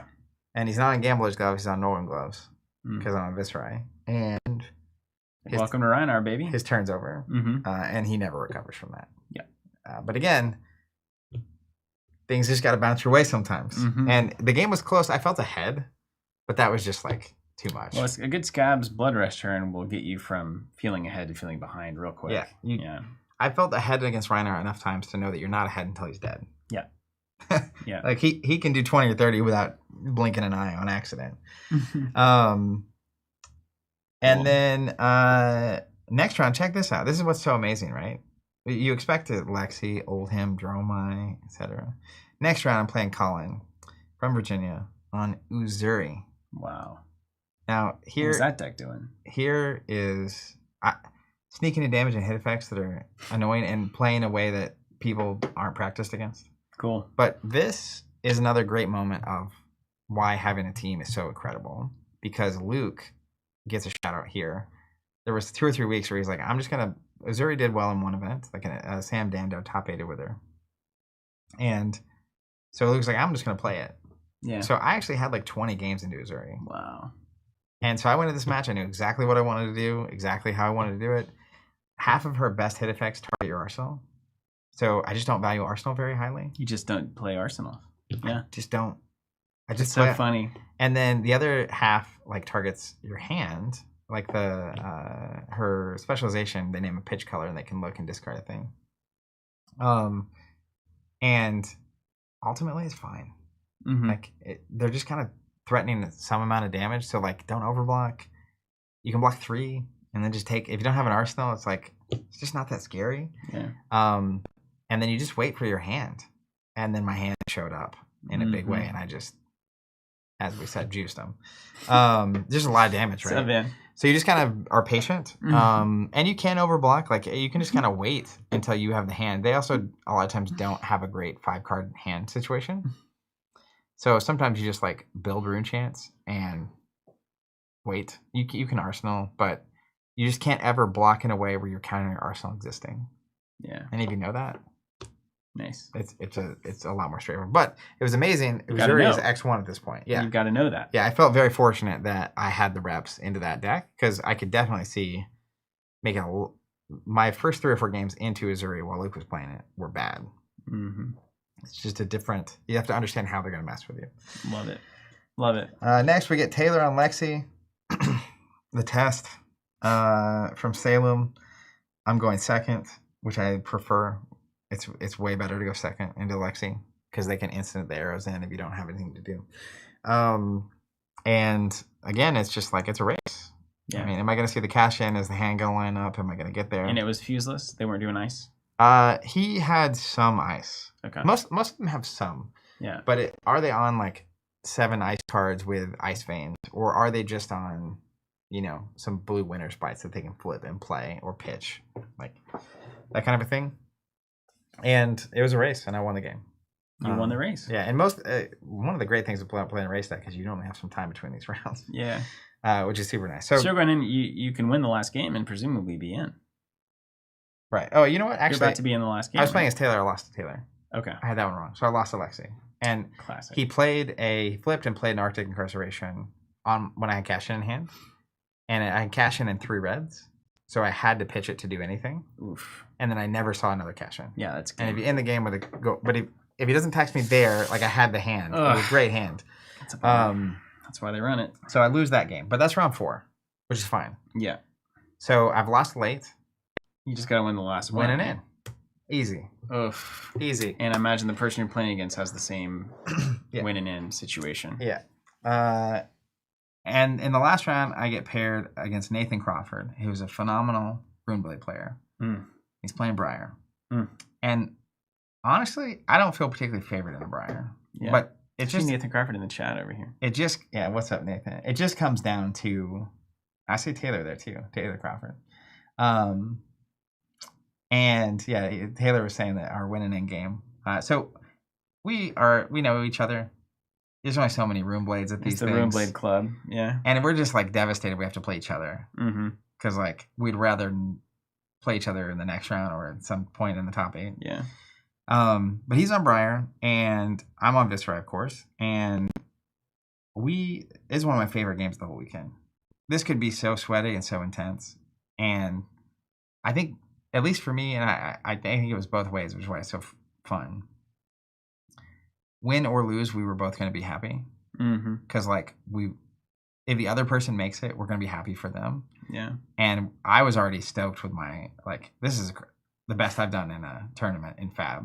Even more than winning the Battle Hardened. It's like this. Definitely. This is just like crazy. Yeah, I mean, a little validation too. Totally. All that work, all that time, that effort. ProTour 2 didn't go great for me. Worlds was okay.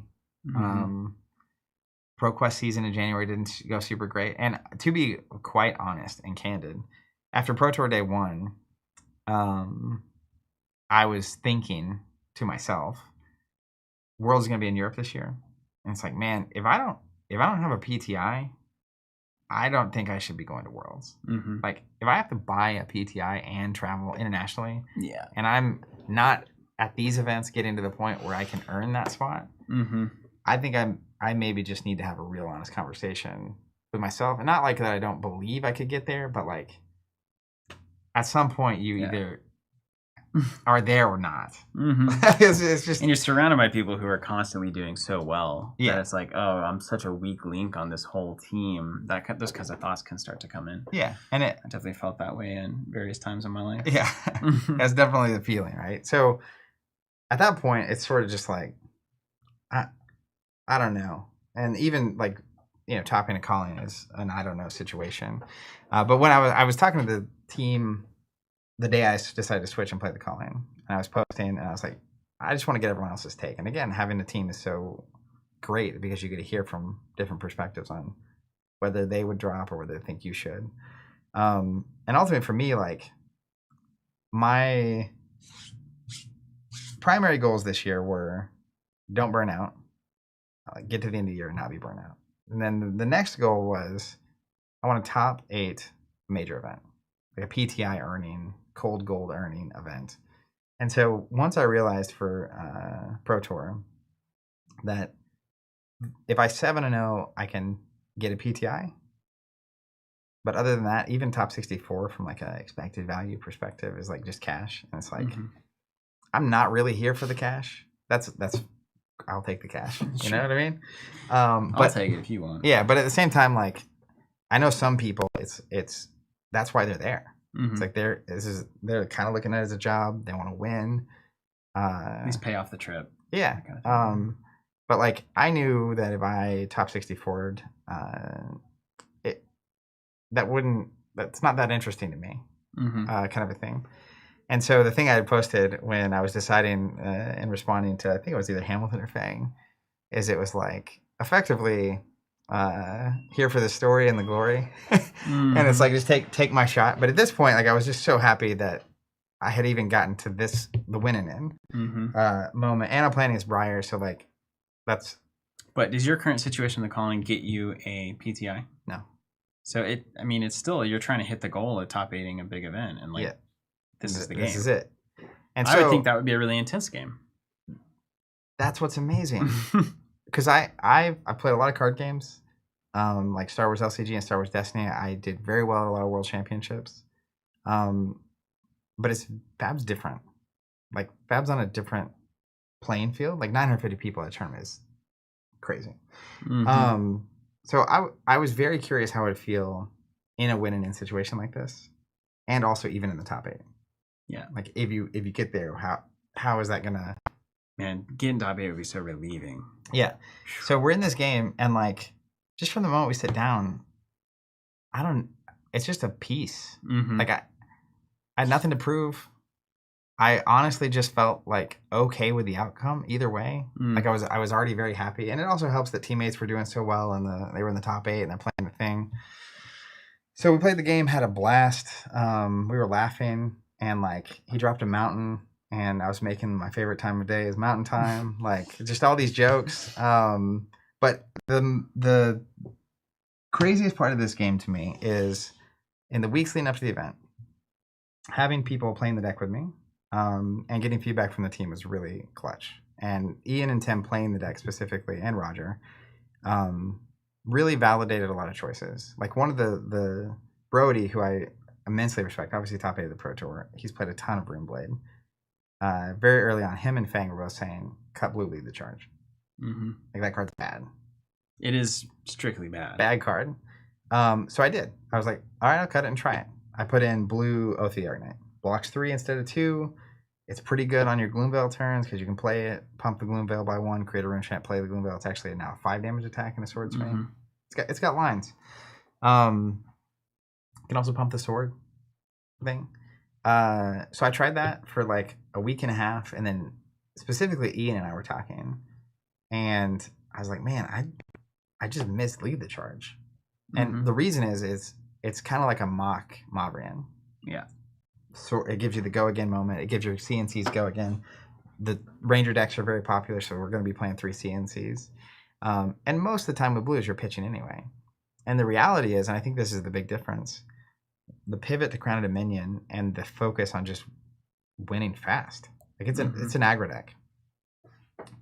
Means that if I'm blocking with a lead the charge and I need that to be a 3, I've probably already lost. Like, if that is actually the difference maker, I'm not in the position I want to be in at all. Yeah, sure. But what it does is, instead of being a 2-cost non-attack action that blocks for 3, it smooths out so many hands. That's the anti-potato. That's that Briar mentality. 100%. Like, a Mavrian or a lead the charge in Arsenal is worth $1 billion. Like, there's so many turns that go from okay to phenomenal with those cards in Arsenal. Run the test, see what happens. Yeah, but having people also on the deck, really relevant. But one of the contention points was we were down to our last like handful of cards, and we were debating: do we play Arcane Barrier? Like, do we play the No Rune Robe at all? Because into Iceland, I think we're on AB1.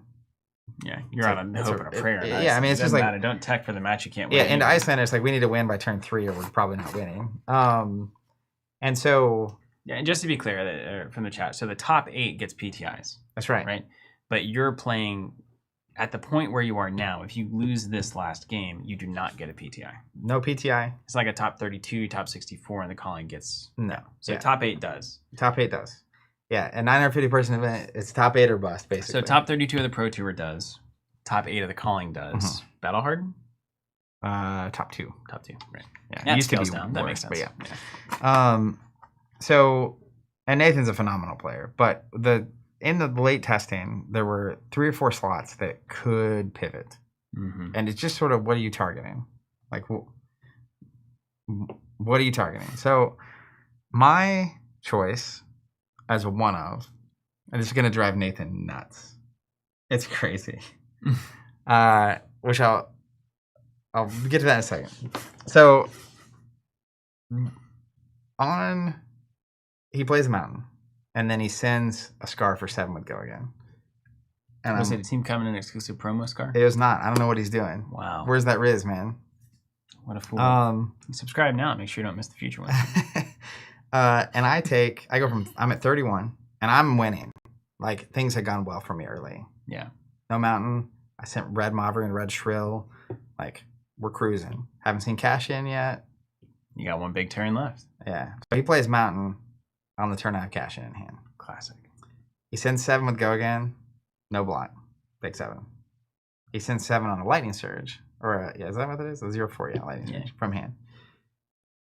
Take 7. So I'm down to 17. And he's got a mountain in play with a embodiment of earth and a 5-card hand. He puts a card in arsenal. If you're swinging the lightning surge and not putting that in arsenal, I'm assuming you've got another attack in your hand that's going to get me or whatever.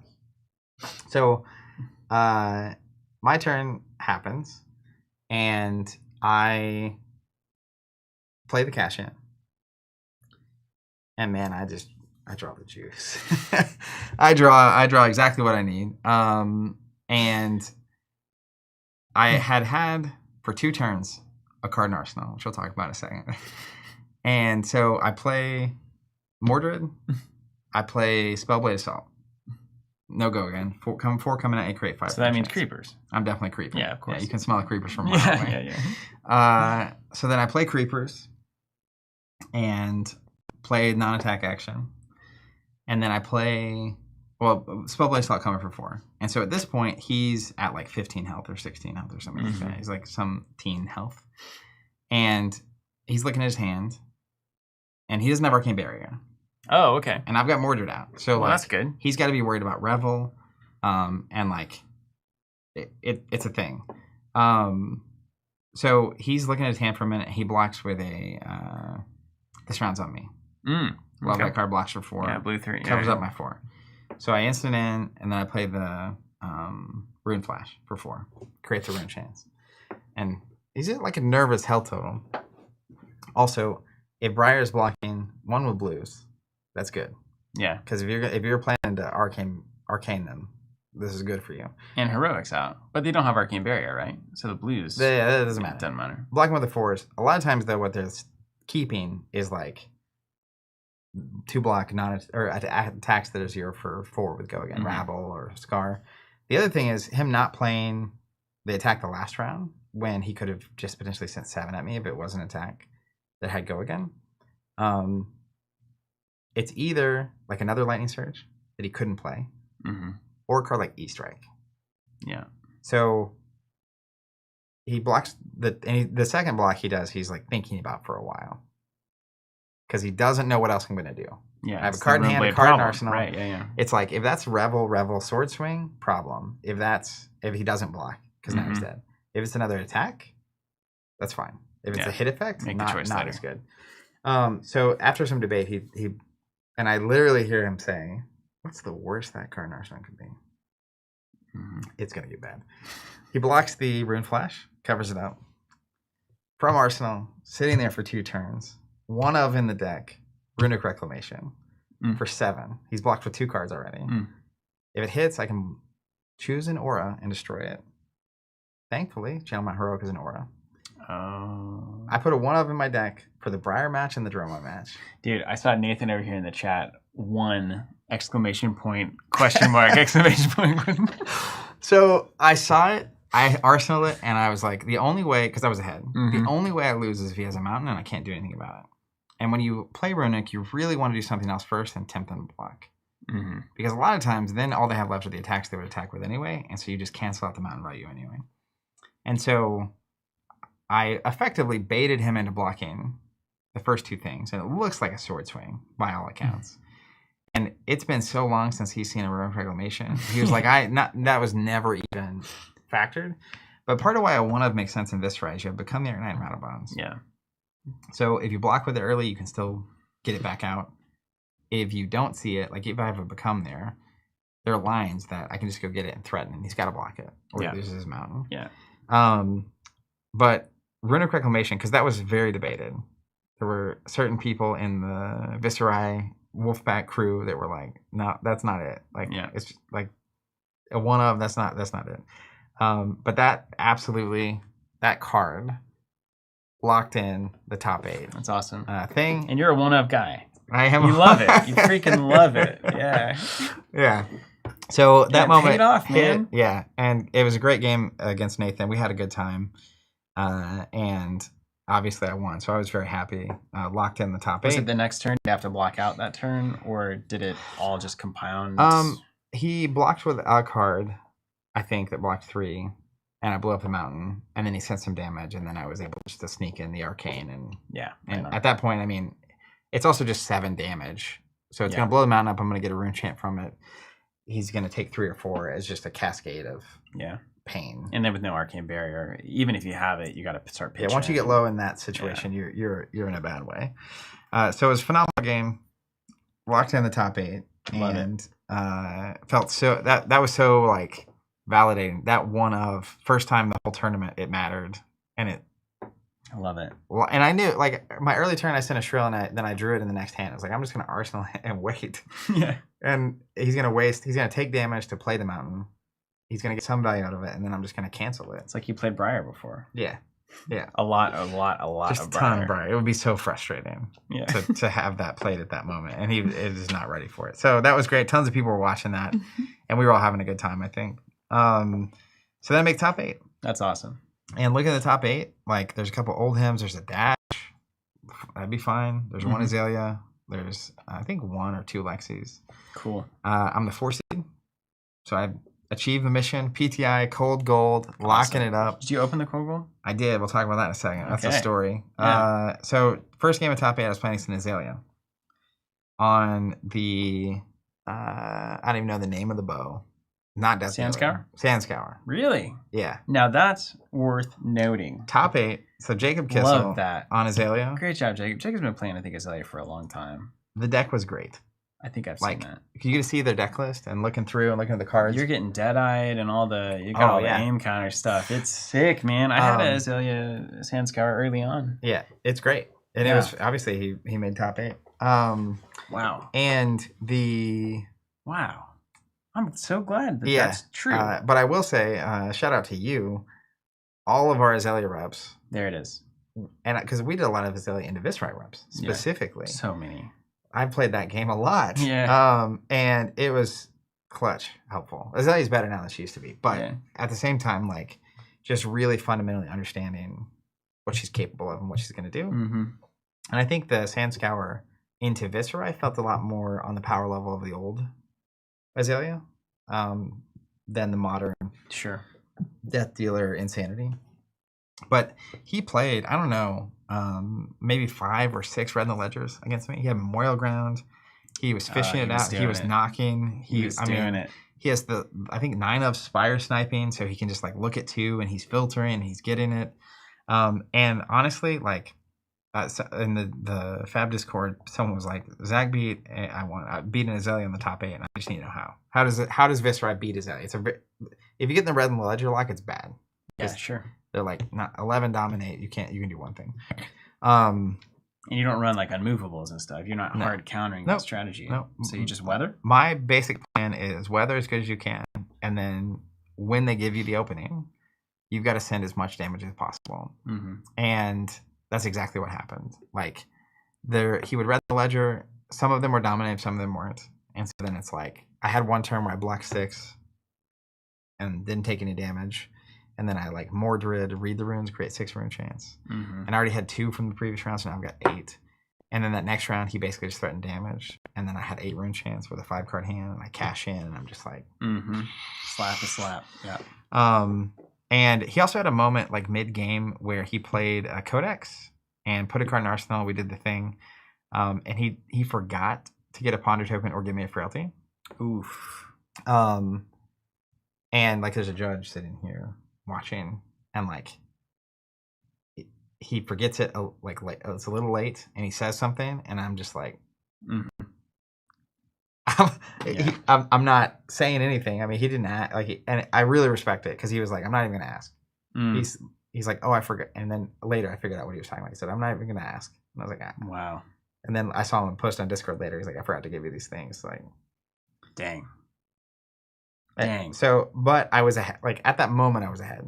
Things had lined up well for me. I had the cash in at the moment where he couldn't stop it. Yeah. I had the rune chant creation when I just needed to create some rune chants. I had like everything was sort of just And that's how you win. And in my testing, like into Lexi and Azalea, if you have the ability just to constantly pressure, you will get openings.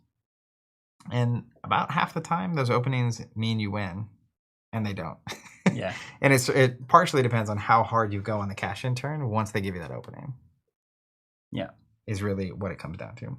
But he was a great opponent, and it was a really clean game. Top 4. Now you're tasting it. Made it in the top 4. Then I had the privilege of playing against Taylor again on Lexi. Really? He's the 1 seed, so he gets to choose. He gets to go second, which is not a favorable position for me. And I ended up losing the top 4. But the final turn, I've thought about this every 60 to 90 seconds since. More or less than the Kano match against Sasha? Probably more. Wow. Because with the Sasha one, once I figured out what I should have done, I felt like I'd solved the puzzle. This is a little different because I basically took a turn that he hit me to take my cash in turn. I think he hit me with a remorseless. So I was going to bleed myself out a little bit. Yeah. But it was particularly complicated because I was going to be playing a cash in. I don't know what I'm going to get. Yeah. I have a Become the Arknight. I have a Sonata. Oof. This is why I can't play these decks. Yeah. It's crazy. I Become the Arknight. I have Sonata. So I'm effectively running the math on like, what do I need to hit on cash in, and what do I do once I do hit? And a few turns earlier, he'd hit me with the arrow that puts a -1 armor counter. Yeah. The piercing shot or whatever it is. I forget. That's not what it's called. I know. I see it in my head. Drill shot. Drill shot. Yeah. So he made my creepers -1 block, and I decided not to block with them because I wanted to keep the instant shenanigans around. And I'm basically running. I very quickly find one line, which is Mordred Spellblade Assault, which is the other card in my hand. Mordred Spellblade Assault, create 5 rune chance, instant in, Become the Arknight, get rid of the Sonata in my hand, go get Gloomveil, play Gloomveil Swing Sword. That's like a guaranteed line, and I'm pretty sure it's going to get him down to like 2 cards and down to like 2 to 4 life. And he's on a 2-card hand. I'm at 7 life. I'll be at 7 life after all this or something like that. I'll be at 2 life after all this. So if he just sends like a 1 for 5 arrow, not without dominate, I can block 6 and take my turn to get him. But the math I'm in the middle of running is instead of Become the Arknight, I can play Sonata. If I instant in Sonata, I hit an attack, I can use Become the Arknight to get rid of the attack to go get a Revel, which is worth more. Yeah. Because I play the Sonata, if it hits, I get 1 damage plus the 2 rune chance. And then the Revel is worth 7 instead of the 6 on the Gloomveil, so it's worth 4 more. Wow. But if Sonata misses, he gets to keep a 3-card hand. Yeah. So that's it, isn't it? I'm effectively running the math. I'm looking through my discard pile to see how many attacks and non-attacks I have left. And it's like, well, what are the odds I hit an attack? If it's perfectly balanced deck, it's 75%. But then it's like, all right, well, which line is better? Do you take... What was your discard pile? Was it even? Or did it... It was close to even. Did it send one? Yeah, I counted it. It was close to even. It was not like... Sometimes it is. It's weirdly like, I play way more attacks this turn or whatever, or this game. But if I do hit, I'm like... I maybe win on the spot. Like, actually, the 4 extra damage might literally take all of his cards and kill him still. Depends on if he has blues and the arcane. And you're having to count, like, arcane damage. I'm having to pop the chest to get the 2 resources, and I'm instant in the thing. And, like, there's a lot there. But then at some point, as I'm, like, trying to figure out whether or not it's worth playing Sonata, the judge is like, I'm going to need to take an action. Which is interesting because it's untimed. And also, we're playing our top 4 game, and the 2 top 8 games on the other half of the bracket are still going on. Yeah. But it's like, I also know that that's a thing. It's like a universal... you have to play at a reasonable pace. Yeah. And so I have a line that I know. And in my mind, as soon as I found that line, I was like, that's the line I'm going to do if the judge tells me I have to play. Yeah. Otherwise, I want to know the actual... I need to run the full math on the damage at least twice. odds of hitting the Sonata, and if I do, odds of winning. Like that's what I'm trying to calculate. Judge asked me to make the play, so then I'm like, all right, I'm just gonna start going. Do you think that's the kind of thing that players like Michael Hamilton could just calculate out very quickly? I don't know. Is that what makes them different? Or is it the same situation? Find a good line and then try to find a better line, and sometimes you can't find it. Yeah. I mean, I think with Viscerai, in a time situation, that's definitely what I do. If you try hard enough, a lot of times you can find a 2 to 4 damage better line with Viscerai. Yeah. It's surprising how it's a often that's tantalizing true. dark magic down there, isn't it? Yeah. And a lot of it's dependent on just like, does this not hit? Yeah. It's like, well, I don't know. And so I knew I could at least get to the point where I had that choice without thinking about it. It's a wise way to do it. That's kind of the same either way. And buy myself a little more time to think. But I also don't know, like, what's he going to block or not? Yeah. Like, is he going to block the Spellblade? Basic example. Is he going to block any of the rune chants that come through? Because when I play Mortar, it's going to create a rune chant, and then I'm going to... Anyways. So, we get to the point, and I've got the 2 cards left. I got the floating resources. And this is the moment where it's like... I don't know. You just get, and in my experience, most 2-card Lexi hands, it's going to be a 5 damage arrow. That's just what I'm used to. Oh, it can be, really. Yeah, so it's like, man, if it's 5 damage arrow after all this, like, I think I'm still fine. Like, I'm in the winning position if that happens. So I go with the guaranteed play. I play the Becoming That's what Iron. I would have done. Because if you whiff on Sonata, you just lose. Probably, right? Probably. Yeah. Yeah. But 75% chance to just win. So I take the for sure play and I get him down to 2 cards, and then his 2-card hand is laced with Blood Rot, so 0 for +3 and a Blood Rot if it hits. Codex. Get a 0-cost arrow from discard, put it in arsenal. Shoot the arrow for 7 with a Blood Rot That's effect. the worst possible scenario. So now I've got to block. I actually have to block 9. Oh, that's so good. And I drew, amazingly, I knew I hadn't seen them. I drew a Rattlebones and a blue. So if I block 2 cards, I can Rattlebones, Swing Sword, kill. Yeah. Almost guaranteed. Yeah. And I'm just sitting there looking at like that. Is there any other 7 damage play for Maybe. Lexi at that point? Maybe. That's just and I don't have the armor on my boots anymore either. So if I still had the armor up, if the drill shot hadn't come through, I could block with the 2 3s and the armor and still send the and thing. You're sitting there just like, it's so close to working. Yeah, and in that moment, I'm just there literally thinking like, man, I should have played the Sonata. And I drew my hand, I would have hit. You would have hit. I would have hit. And I wish I didn't know that. I should have drawn the top 4 and shuffled them up before I looked, because I would almost rather not know.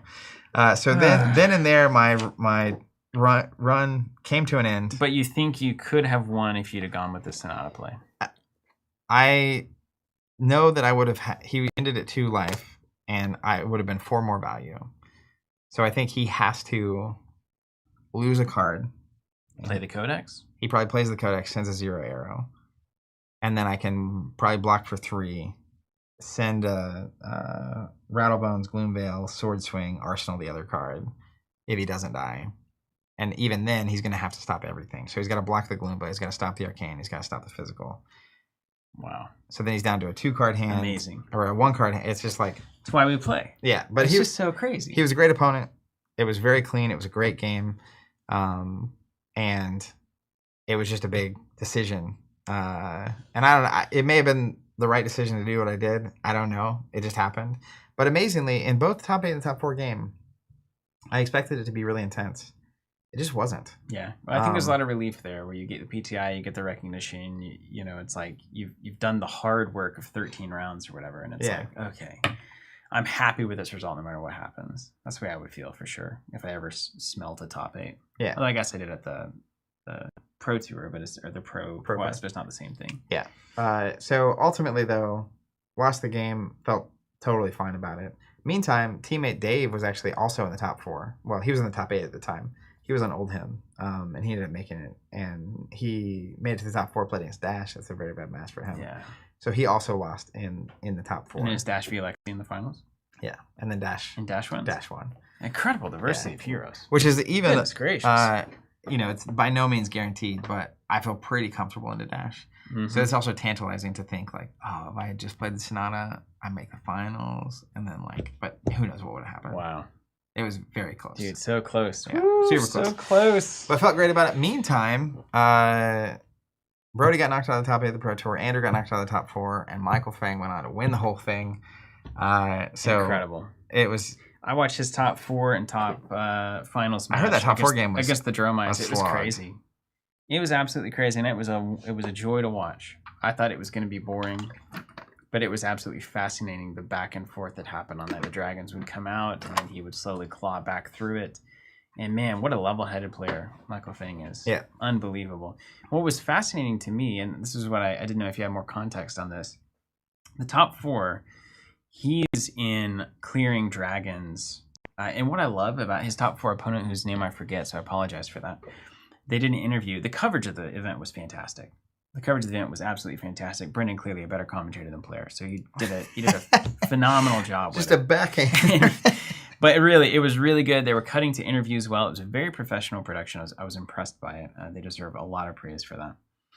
But an interview with the top 4 Dromai was he basically only played on Talishar the whole time. Mm-hmm. Didn't have like a team to test with. Just basically came here from like jamming a million Talishar games. And that's gets amazing. To the top 4, and I freaking love it. Yeah, that's awesome. So like it's available to pretty much everybody at this point. But it seemed like Feng's strategy going into that top 4 match, or what it at least became very quickly, was fatigue. I got to kill all these dragons and just stay alive until they literally just run out of stuff, which is the old him special, of course. And it didn't look good for many times in that game, and he hit the right things and clawed out of it and hit the rouse at the right time and double cleared the dragons, and that kind of stuff was happening. But I thought he was losing that game many times throughout the game, and then eventually like the sky cleared for him, and it was like, you've made it. All the double remembrance, he fought through double remembrance too. Yeah. So then he gets to the finals, and it's like a different Oldhim deck.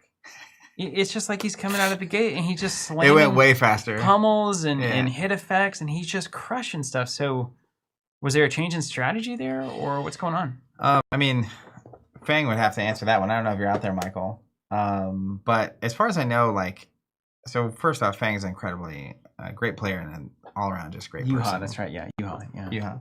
Oh, yeah, that's the guy that beat me in the last draft round of the Pro Tour on day 1. Right on. Yeah. Okay. But as far as I know, basically early, I was playing the calling, so I haven't seen these games yet. But I believe early in the top 4 game, the Dromai player got a lot of dragons out. And so you can't just ignore it, because if they Chromai and Miragai you, or double, basically, or Passing Mirage or whatever, and they have a bunch of dragons out, they can just come in for so much damage. You can't just pop. So I think Feng pivoted. That's not his plan necessarily. So his plan was what he did in the finals. I think so. But then Yuha got out so many dragons early that Feng was like, well, you did it. I have to do this other thing now and hope that it works out. I also think the way the Dromais were playing was different, and what was in their deck, and there were some key things happening there. And I also think that Mara in the finals, I believe, I may get the stories crossed up, but sided in a way that assumed Feng would again try to fatigue. Yeah. And he had no interest in that at all. Yeah. So he just started swinging and it started blasting, right? Yeah, that's crazy. It was like a slammer. It was crazy. Yeah. It was quick. I was in the middle of most of all that game was going on, I was playing my top 4 game. So I only caught like the last. How about Mara rocking the finals, man? Yeah, well, Dromai is a hotly debated character because Dromai hasn't converted before, but now 2 in the top 8 of the Pro Tour converted and happened. Yeah, pretty good. I think ultimately it's a very high skill ceiling deck that to be good into all the different matchups, you just have to have a ton of practice and skill at it. Sideboarding, you've got to be locked in on every single hero. Yeah, and they were all great. The culture at these events. This was also probably the best major Fab event in terms of organization, the way it was laid out, and the way it was handled that I've been at so far.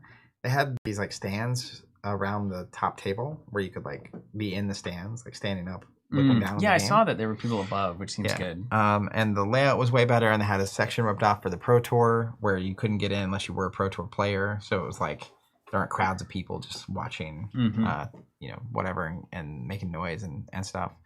It was everything about it was. They also did a really amazing live blog, and they had like standings throughout the day. Like you could see the tournament round by round, check in on a player, because the data's there on the gym system. Yeah, that's really nice. You just literally check it, which is really handy. Chat was saying the two Dromite decks were quite a bit different as well. Okay. And so that probably put a different approach there too for Feng. He said on the review of that game,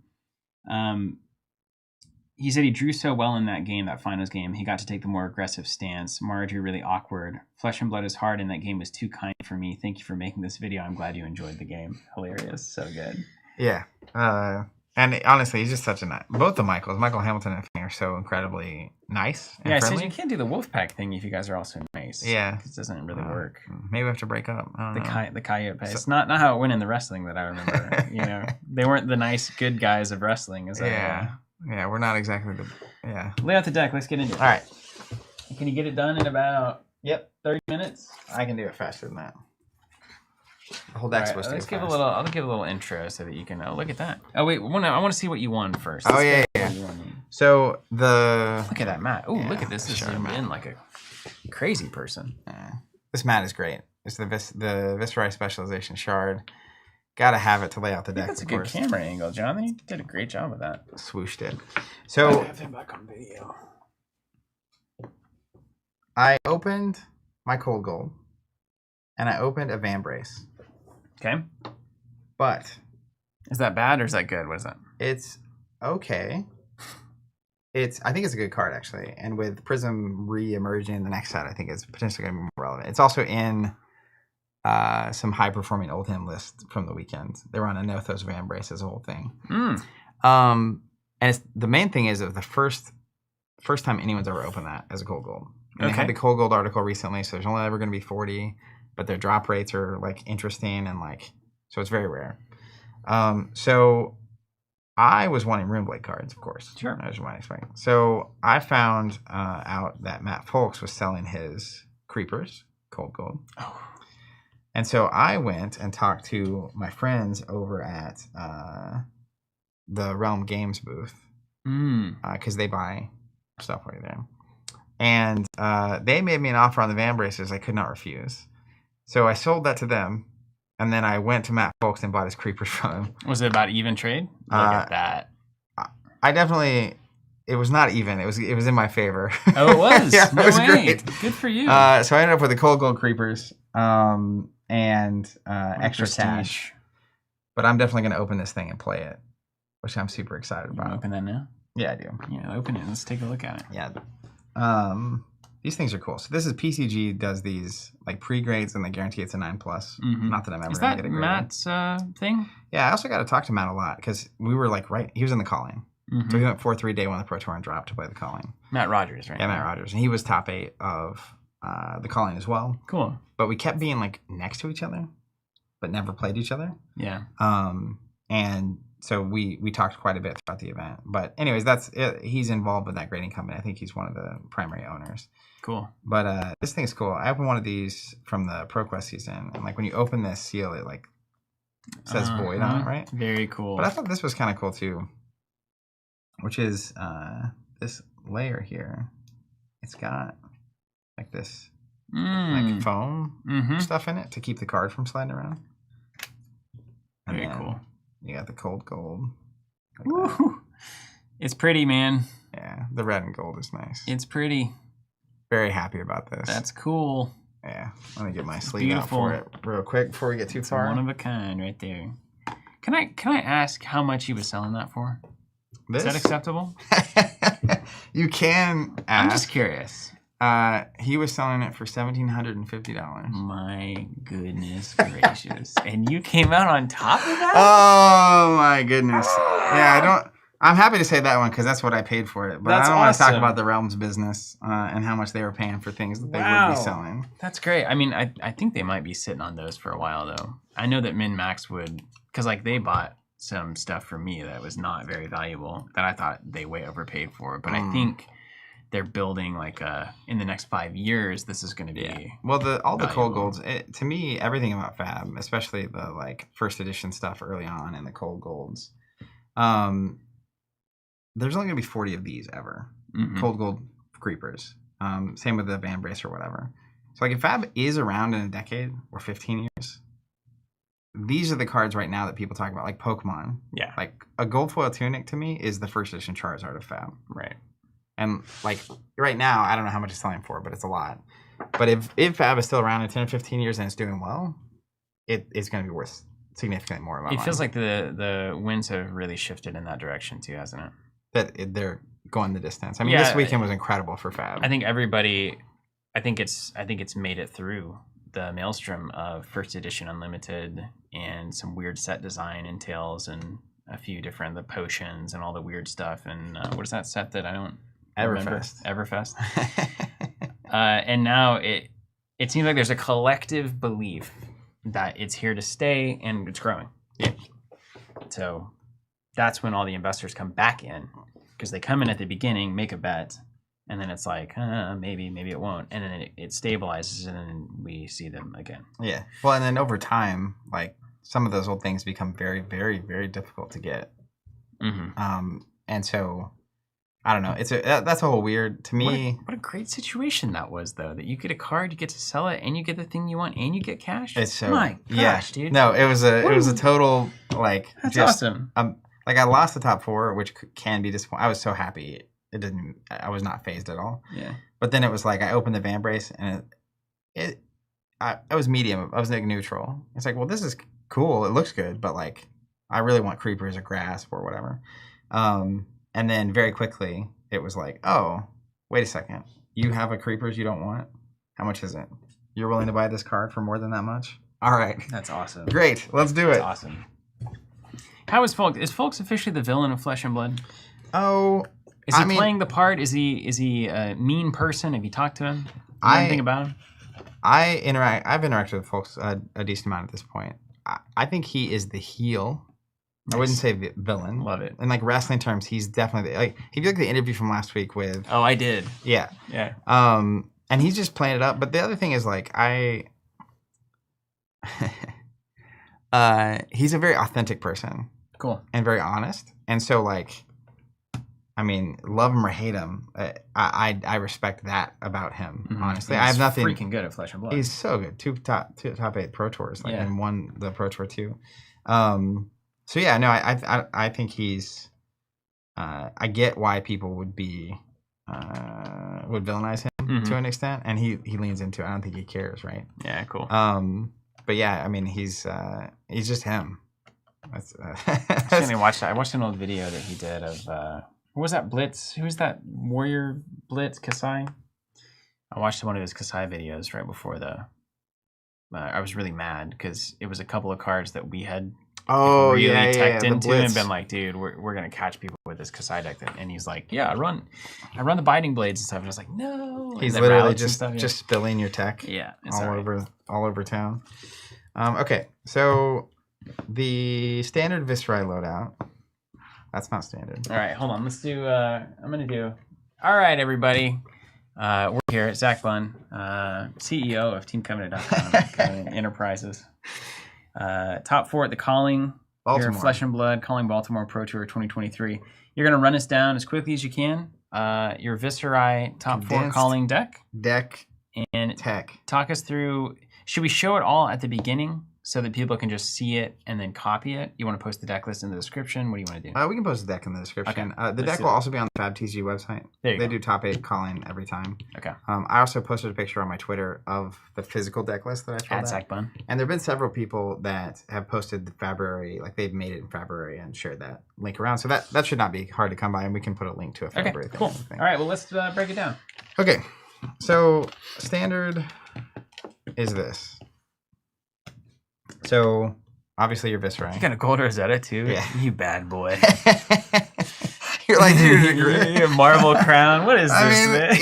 It's King Viscerai. I actually, it's not King Viscerai. That's what I called the deck. But I think the more appropriate name is the artist formerly known as Viscerai. Love it. Yeah, you got the whole purple. Prince, He's a prince. It's great. Purple thing going on. It's great. Anyway, so Rosetta, of course, every time, and Creepers are in the list every time. And some would say this is what your life has been leading to. The ability to collect these cards and to win, and it's just really cool to see. Yeah. 30 somewhat, what, 33, 34? 34. 34. You got there. And before 35. That's right. I can't even run president yet. Congrats. And so step one is this is the normal thing. And this, I'm going to say some things that are going to surprise some people. And I'm going to just say it. So these are always in. Those are always Rosetta in. Creepers, Yeah. right? This is, people are constantly asking, like, what's the spice? What are you doing? And I'm just going to, hands up, hands on the table. I got my top 4 to call in. I'm going to cash it in. And is the Wolfpack okay with this? Yeah. Okay. Yeah. So I basically run Tunic into Oldham. And that's if they're on the Ice Shield, you just let the Tunic get to 3, and then the Ice Shield does nothing. That's what I did with Bolton. Yeah.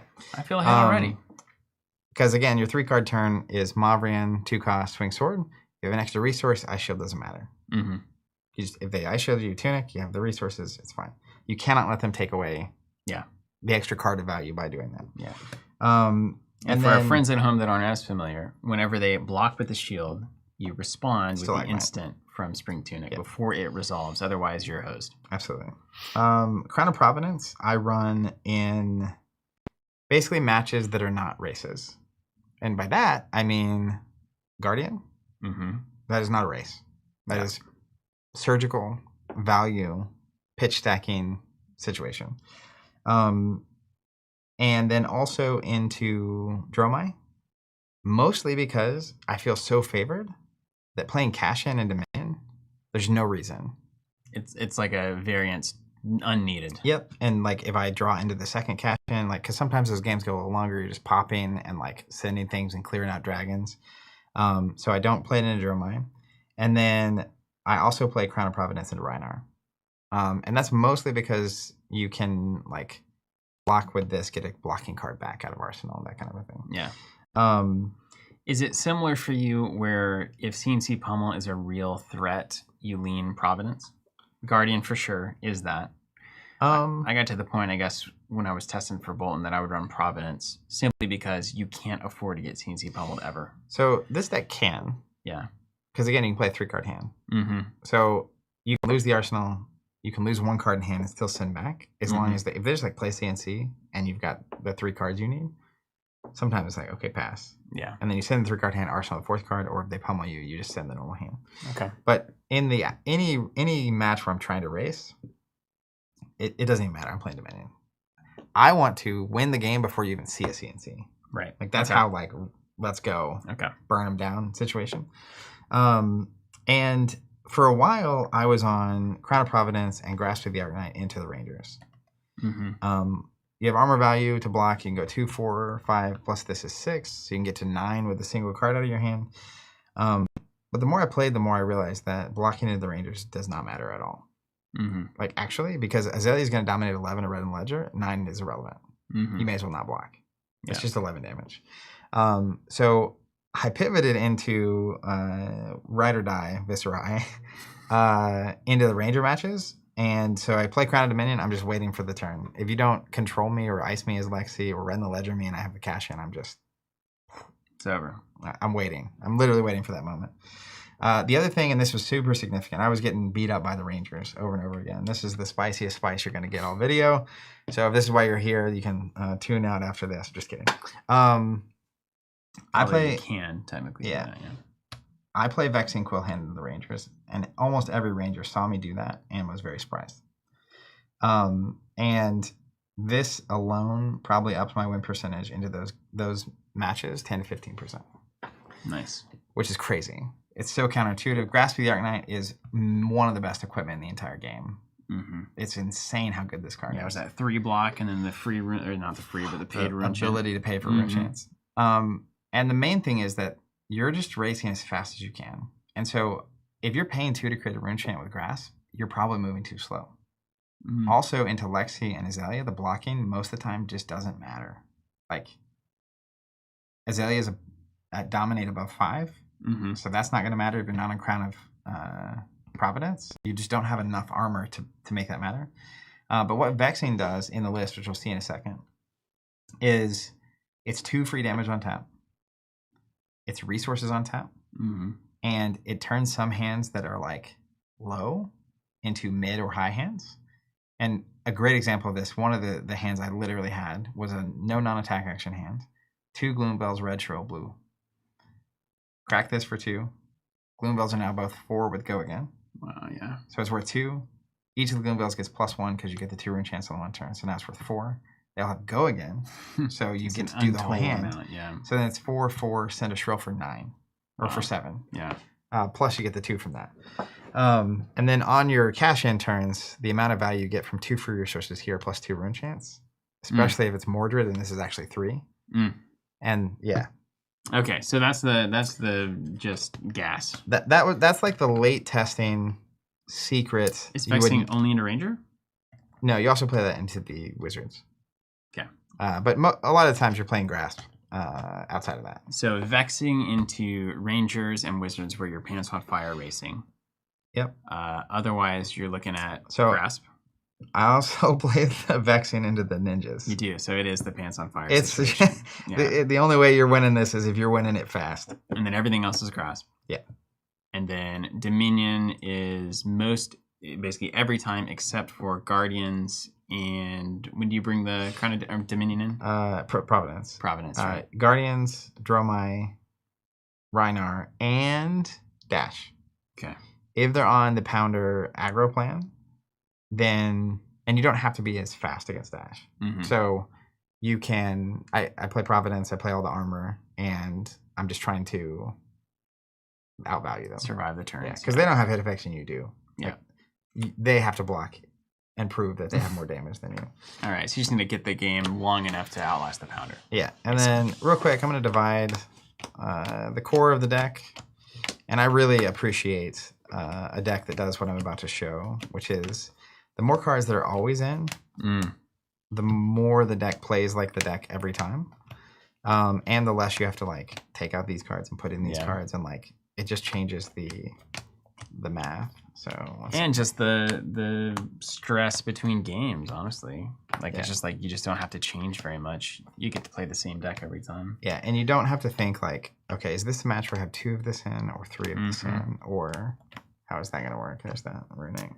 Cards look great on this mat. It's meant to be. Okay, so we have 21 blues that we play every time. And 21 is that's just the typical, if you need a blue every turn, 21 is about it. We learned that in the Dorinthia days. Yeah, I've been on 21 blues in Viscerai since I was born, basically. And you still have hands where you don't draw one. Oh yeah, definitely. Okay, so we got 3 non-attack actions, which is blue Mabrian, blue Become, and blue Lead the Charge.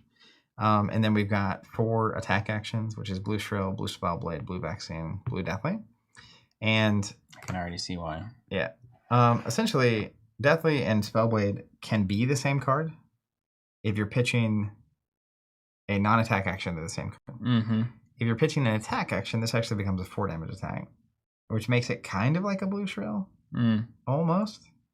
You don't want to be doing that. Look at those beautiful blue 3 blocks. Yeah. Ugh. Just stacked. And look at this. This is a blue 3 block too. We're just loaded with blue 3 blocks. So the blues are in every time, and most of the time you're either blocking or pitching these cards. But you will play the blue non-attack actions. Just depends on the hand.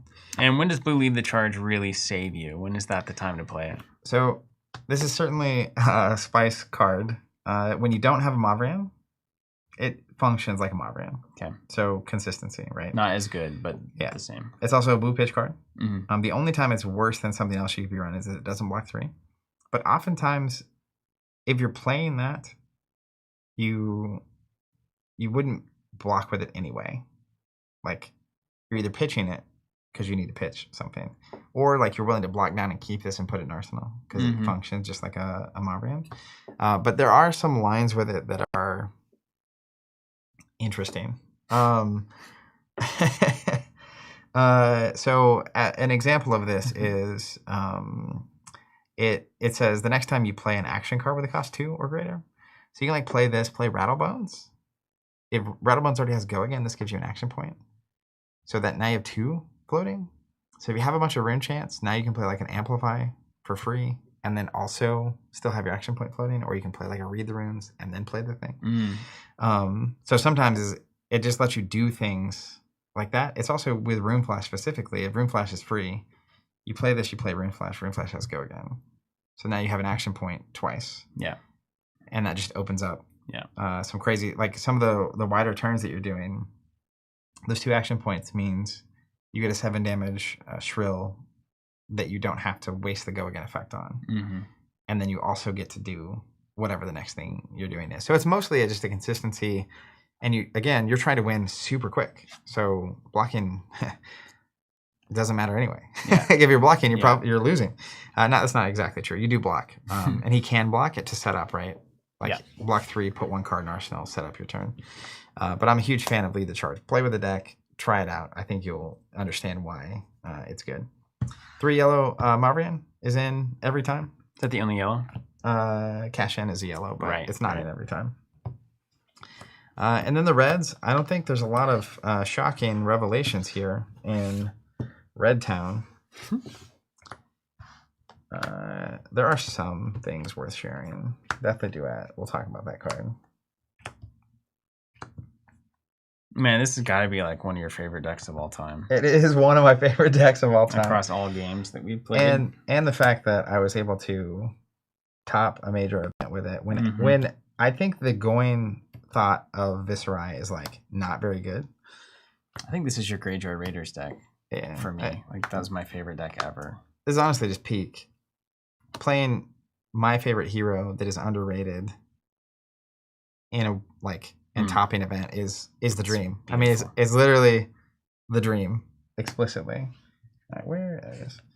Okay, so there's 53 cards that are in every time. It's the 21 blues, the 3 yellows, and these reds. And most of these aren't shocking.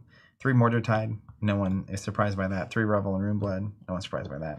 3 Sonata, no one's surprised by that. 3 Red Mavrian, still not surprised. 2 Red Rattlebones. So in most matches, it's not true all universally, but in most matches, if you're going first, I put a Read the Runes in. If I'm going second, I put a 3rd Rattlebones. Nice. Okay. It's a block 3. Read the Runes is not a card you want to be playing. Like your opening hand, you really want to go. If you're going second, you want to make them block with cards. Like your ideal going second hand is Mavrian, Shrill, Swing Sword, Arsenal, and basically sending 7 and a sword, and they kind of want to block the 7 to stop the hit effect, but they don't want to block the 7. So, and then you set up your 5-card hand, and then you're off to the race after that. Mm-hmm. But anyways, so that's why it's just 2 in the main, and then there's that flex spot. So then you're literally at 54 cards. You're looking for, typically from the sideboard, you bring in 3 attacks, 3 non-attacks, and that's just based on the match on what's going on. So it's a really clean, that's nice, simple sideboard.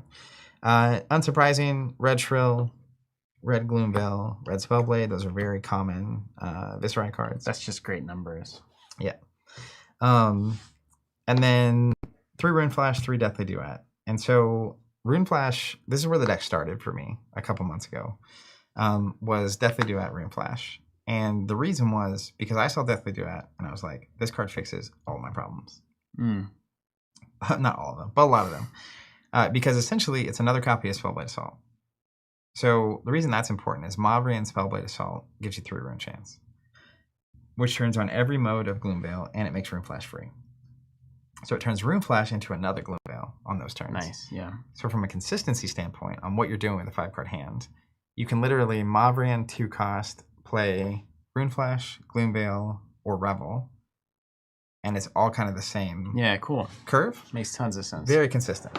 But then the other role that Deathly Duet plays is it's the hand fixer, because Azalea gives you 1 action point.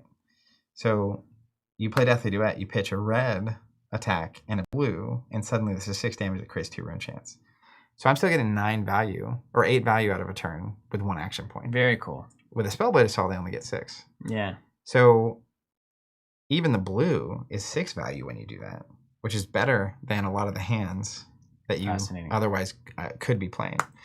So it's both a consistency thing, and then if you're only going to get one action, Lexi does the same thing. She'll give you 3 frostbites. Mm-hmm. It's like, well, a lot of times 3 frostbites is really, really bad. And instead, you send 6 and get 2 rune chants. And starting with 2 or 3 rune chants on a turn is like gas on the fire pit before you throw the match in there.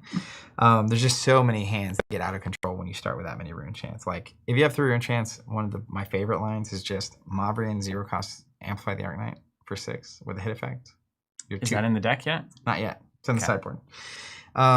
So anyways, Rune Flash, that's where it started. It was like, I just want to test 12 cards that can generate 3 rune chants. Yeah. And then if you start with 3 rune chants, this card creates a lot of plays with like Lead the Charge or Rattle Bones, and there's just a lot of consistency realities there.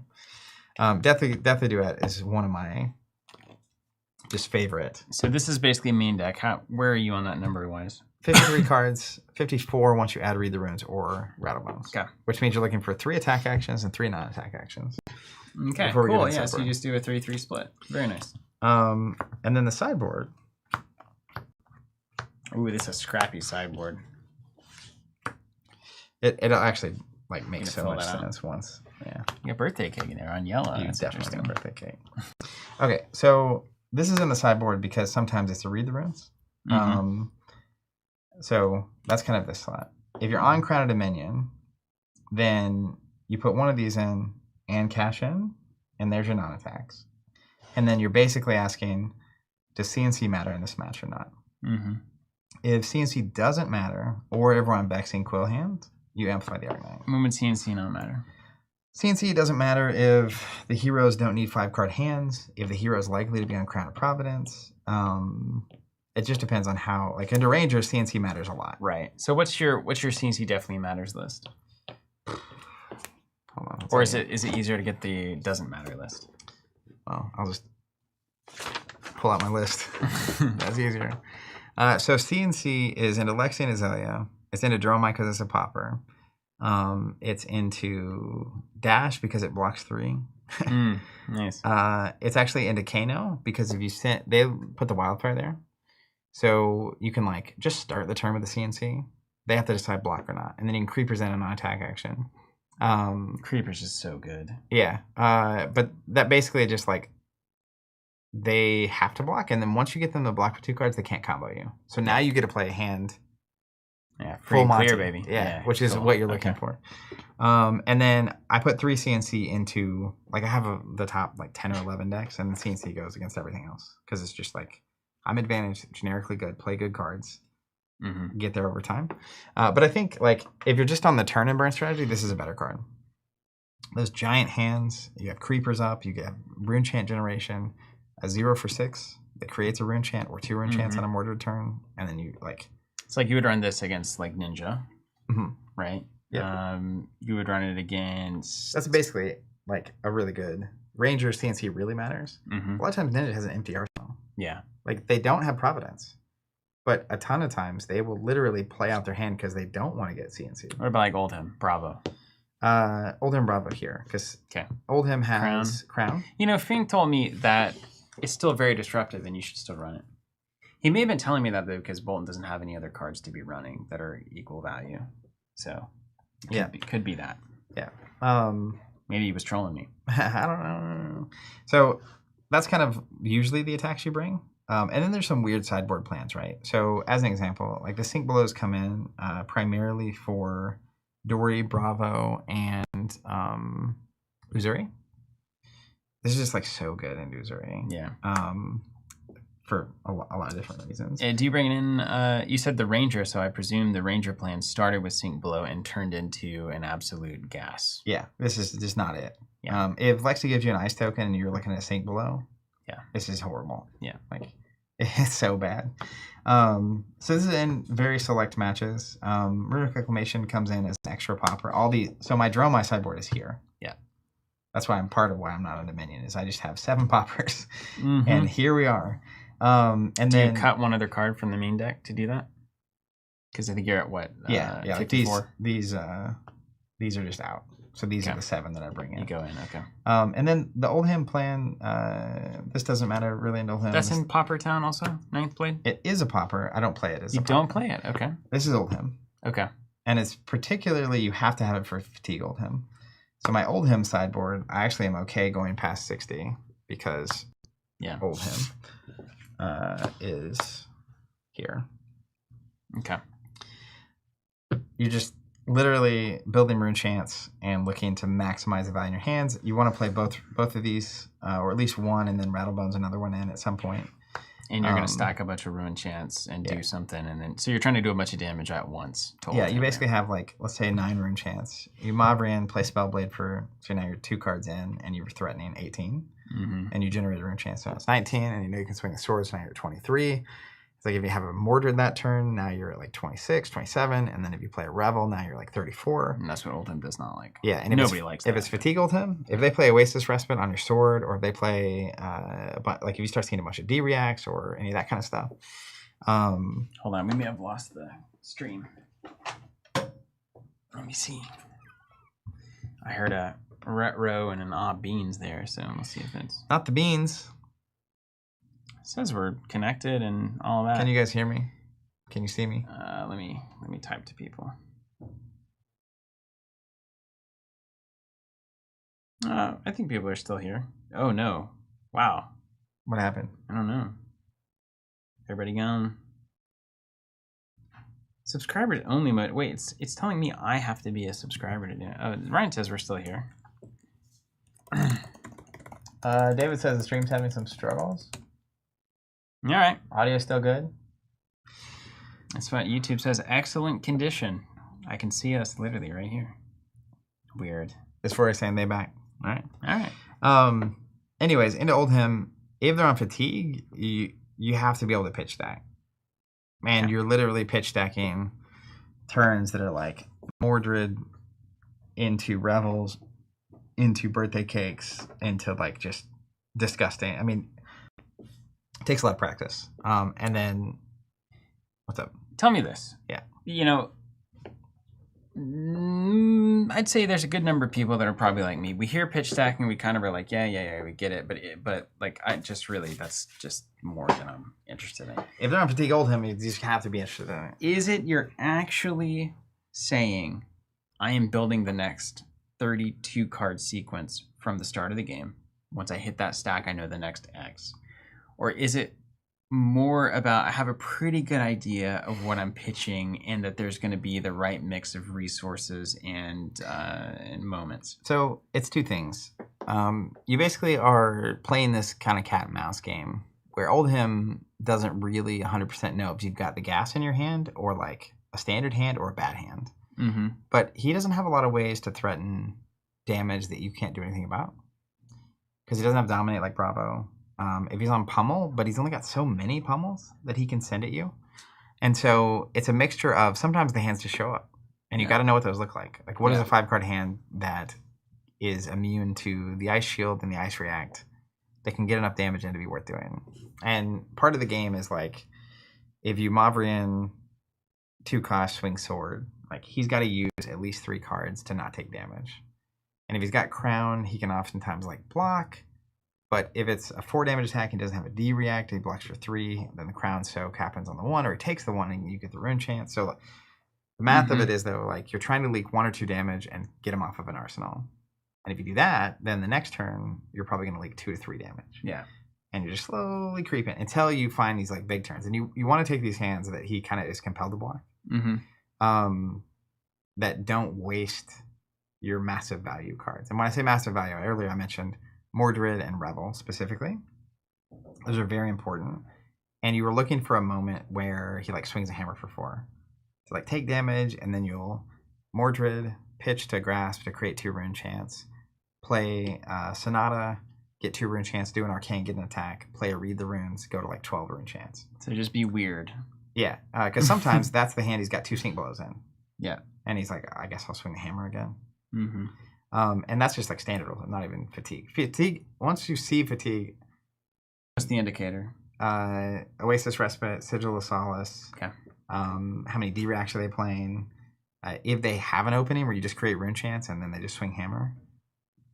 They're Fatigue Oldhim. It's like, or they just like send Cranial Crush for 8 on a hammer, you're not going to draw cards. It's like, okay, yeah, I get it. So you have to be willing to like block 6 or 9 in the arsenal and be patient. I think it's just patience and understanding what a good hand looks like. Mm-hmm.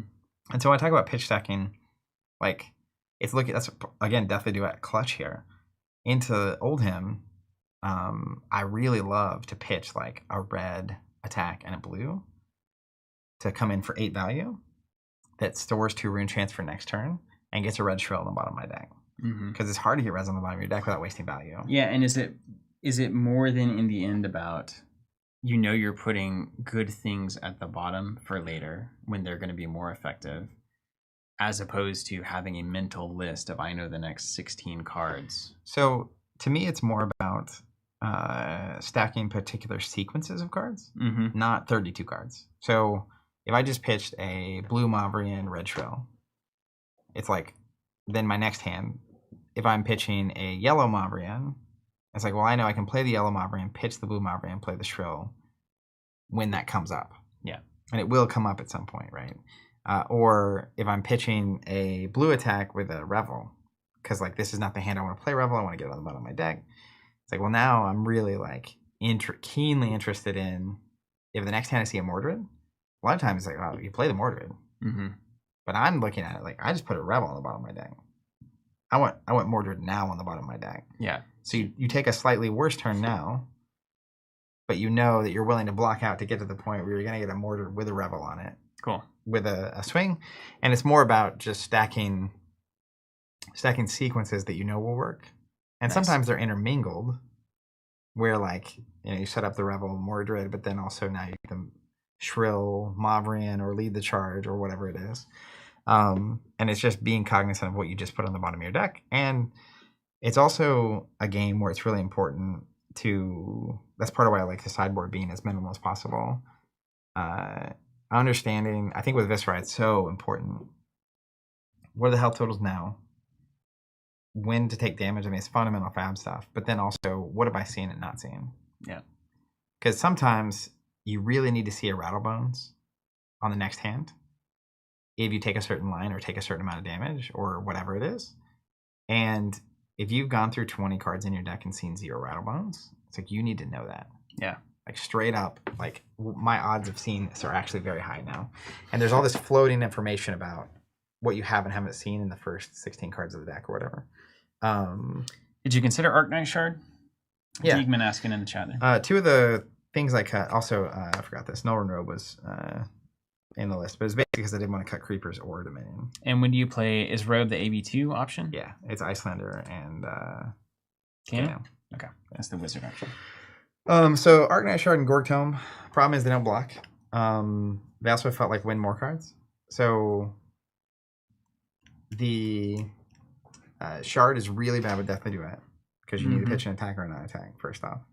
And it just felt like they were fine. One-dimensional? Yeah. And also, when I'm looking at the sideboard list, what am I cutting? Yeah. To get those cards. And it's like, I'm not cutting Cash In, I'm not cutting the Read the Runes, I'm not cutting the Amplifiers. Some would say you cut 1 cash in, right? But you stuck to 3 because when you're racing, you need that cash in instantly. Yeah. As quick as possible.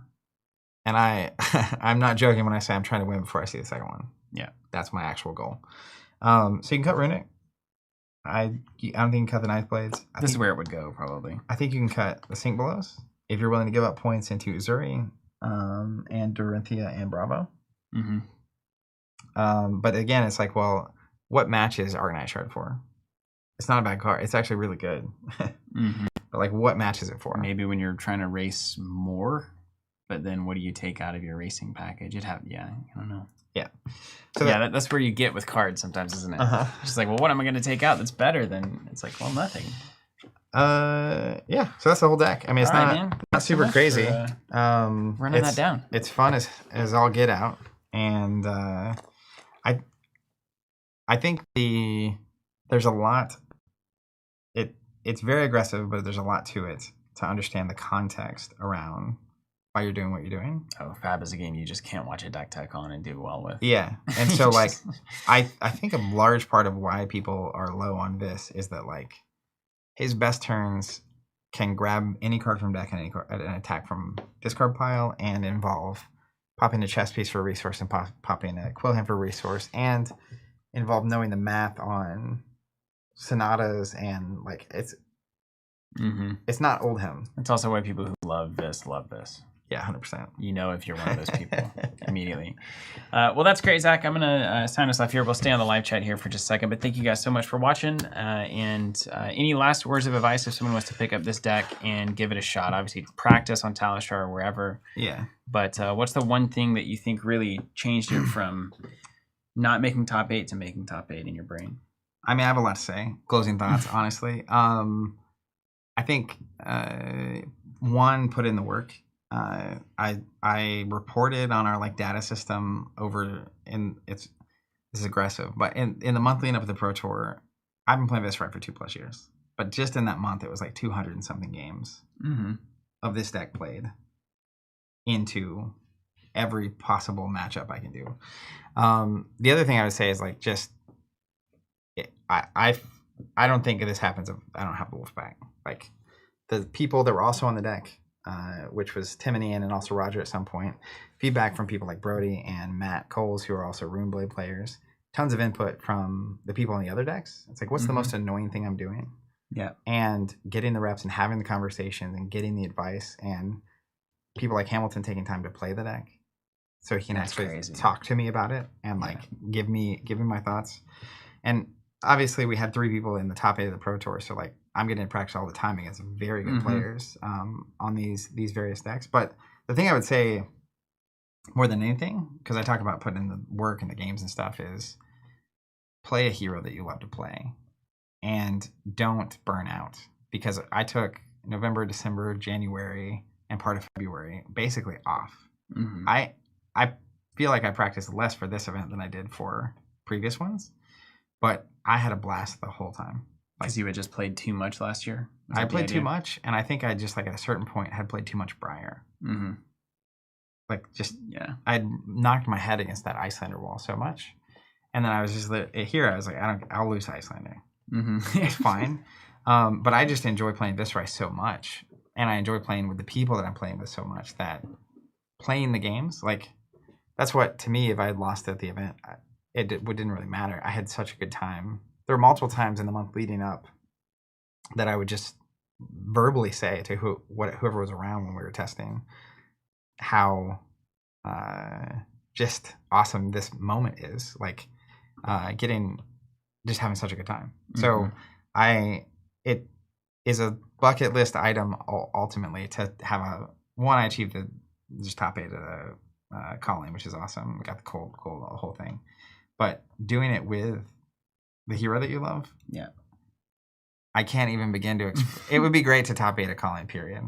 But like doing it with a hero you love when people don't think they're good is the dream that I think you and I are after all the time. Yeah. And if it hadn't worked out, I still would have been happy about the weekend. But like obviously Cloud9 when that happened. So I highly encourage play the heroes and decks that you love with opponents that you love to play against. I think the rest takes care of itself. And I will say, obviously, I think a lot of people listening to this don't have the opportunity to test with Michael Hamilton all the time, Michael Feng all the time. And that's a huge privilege and advantage that entire team has. But also, top 4, I think it was Yuha, if I remember. Yeah. Played only on Talishar, as far as I can tell. So the putting the time in mentality, a lot of times you get the advantage of the personal aspect and the social aspect and the team aspect, and that's cool. And if you play people on Talishar, you can say like, hey, do you want to start talking and kind of get something going where we're taking this more seriously.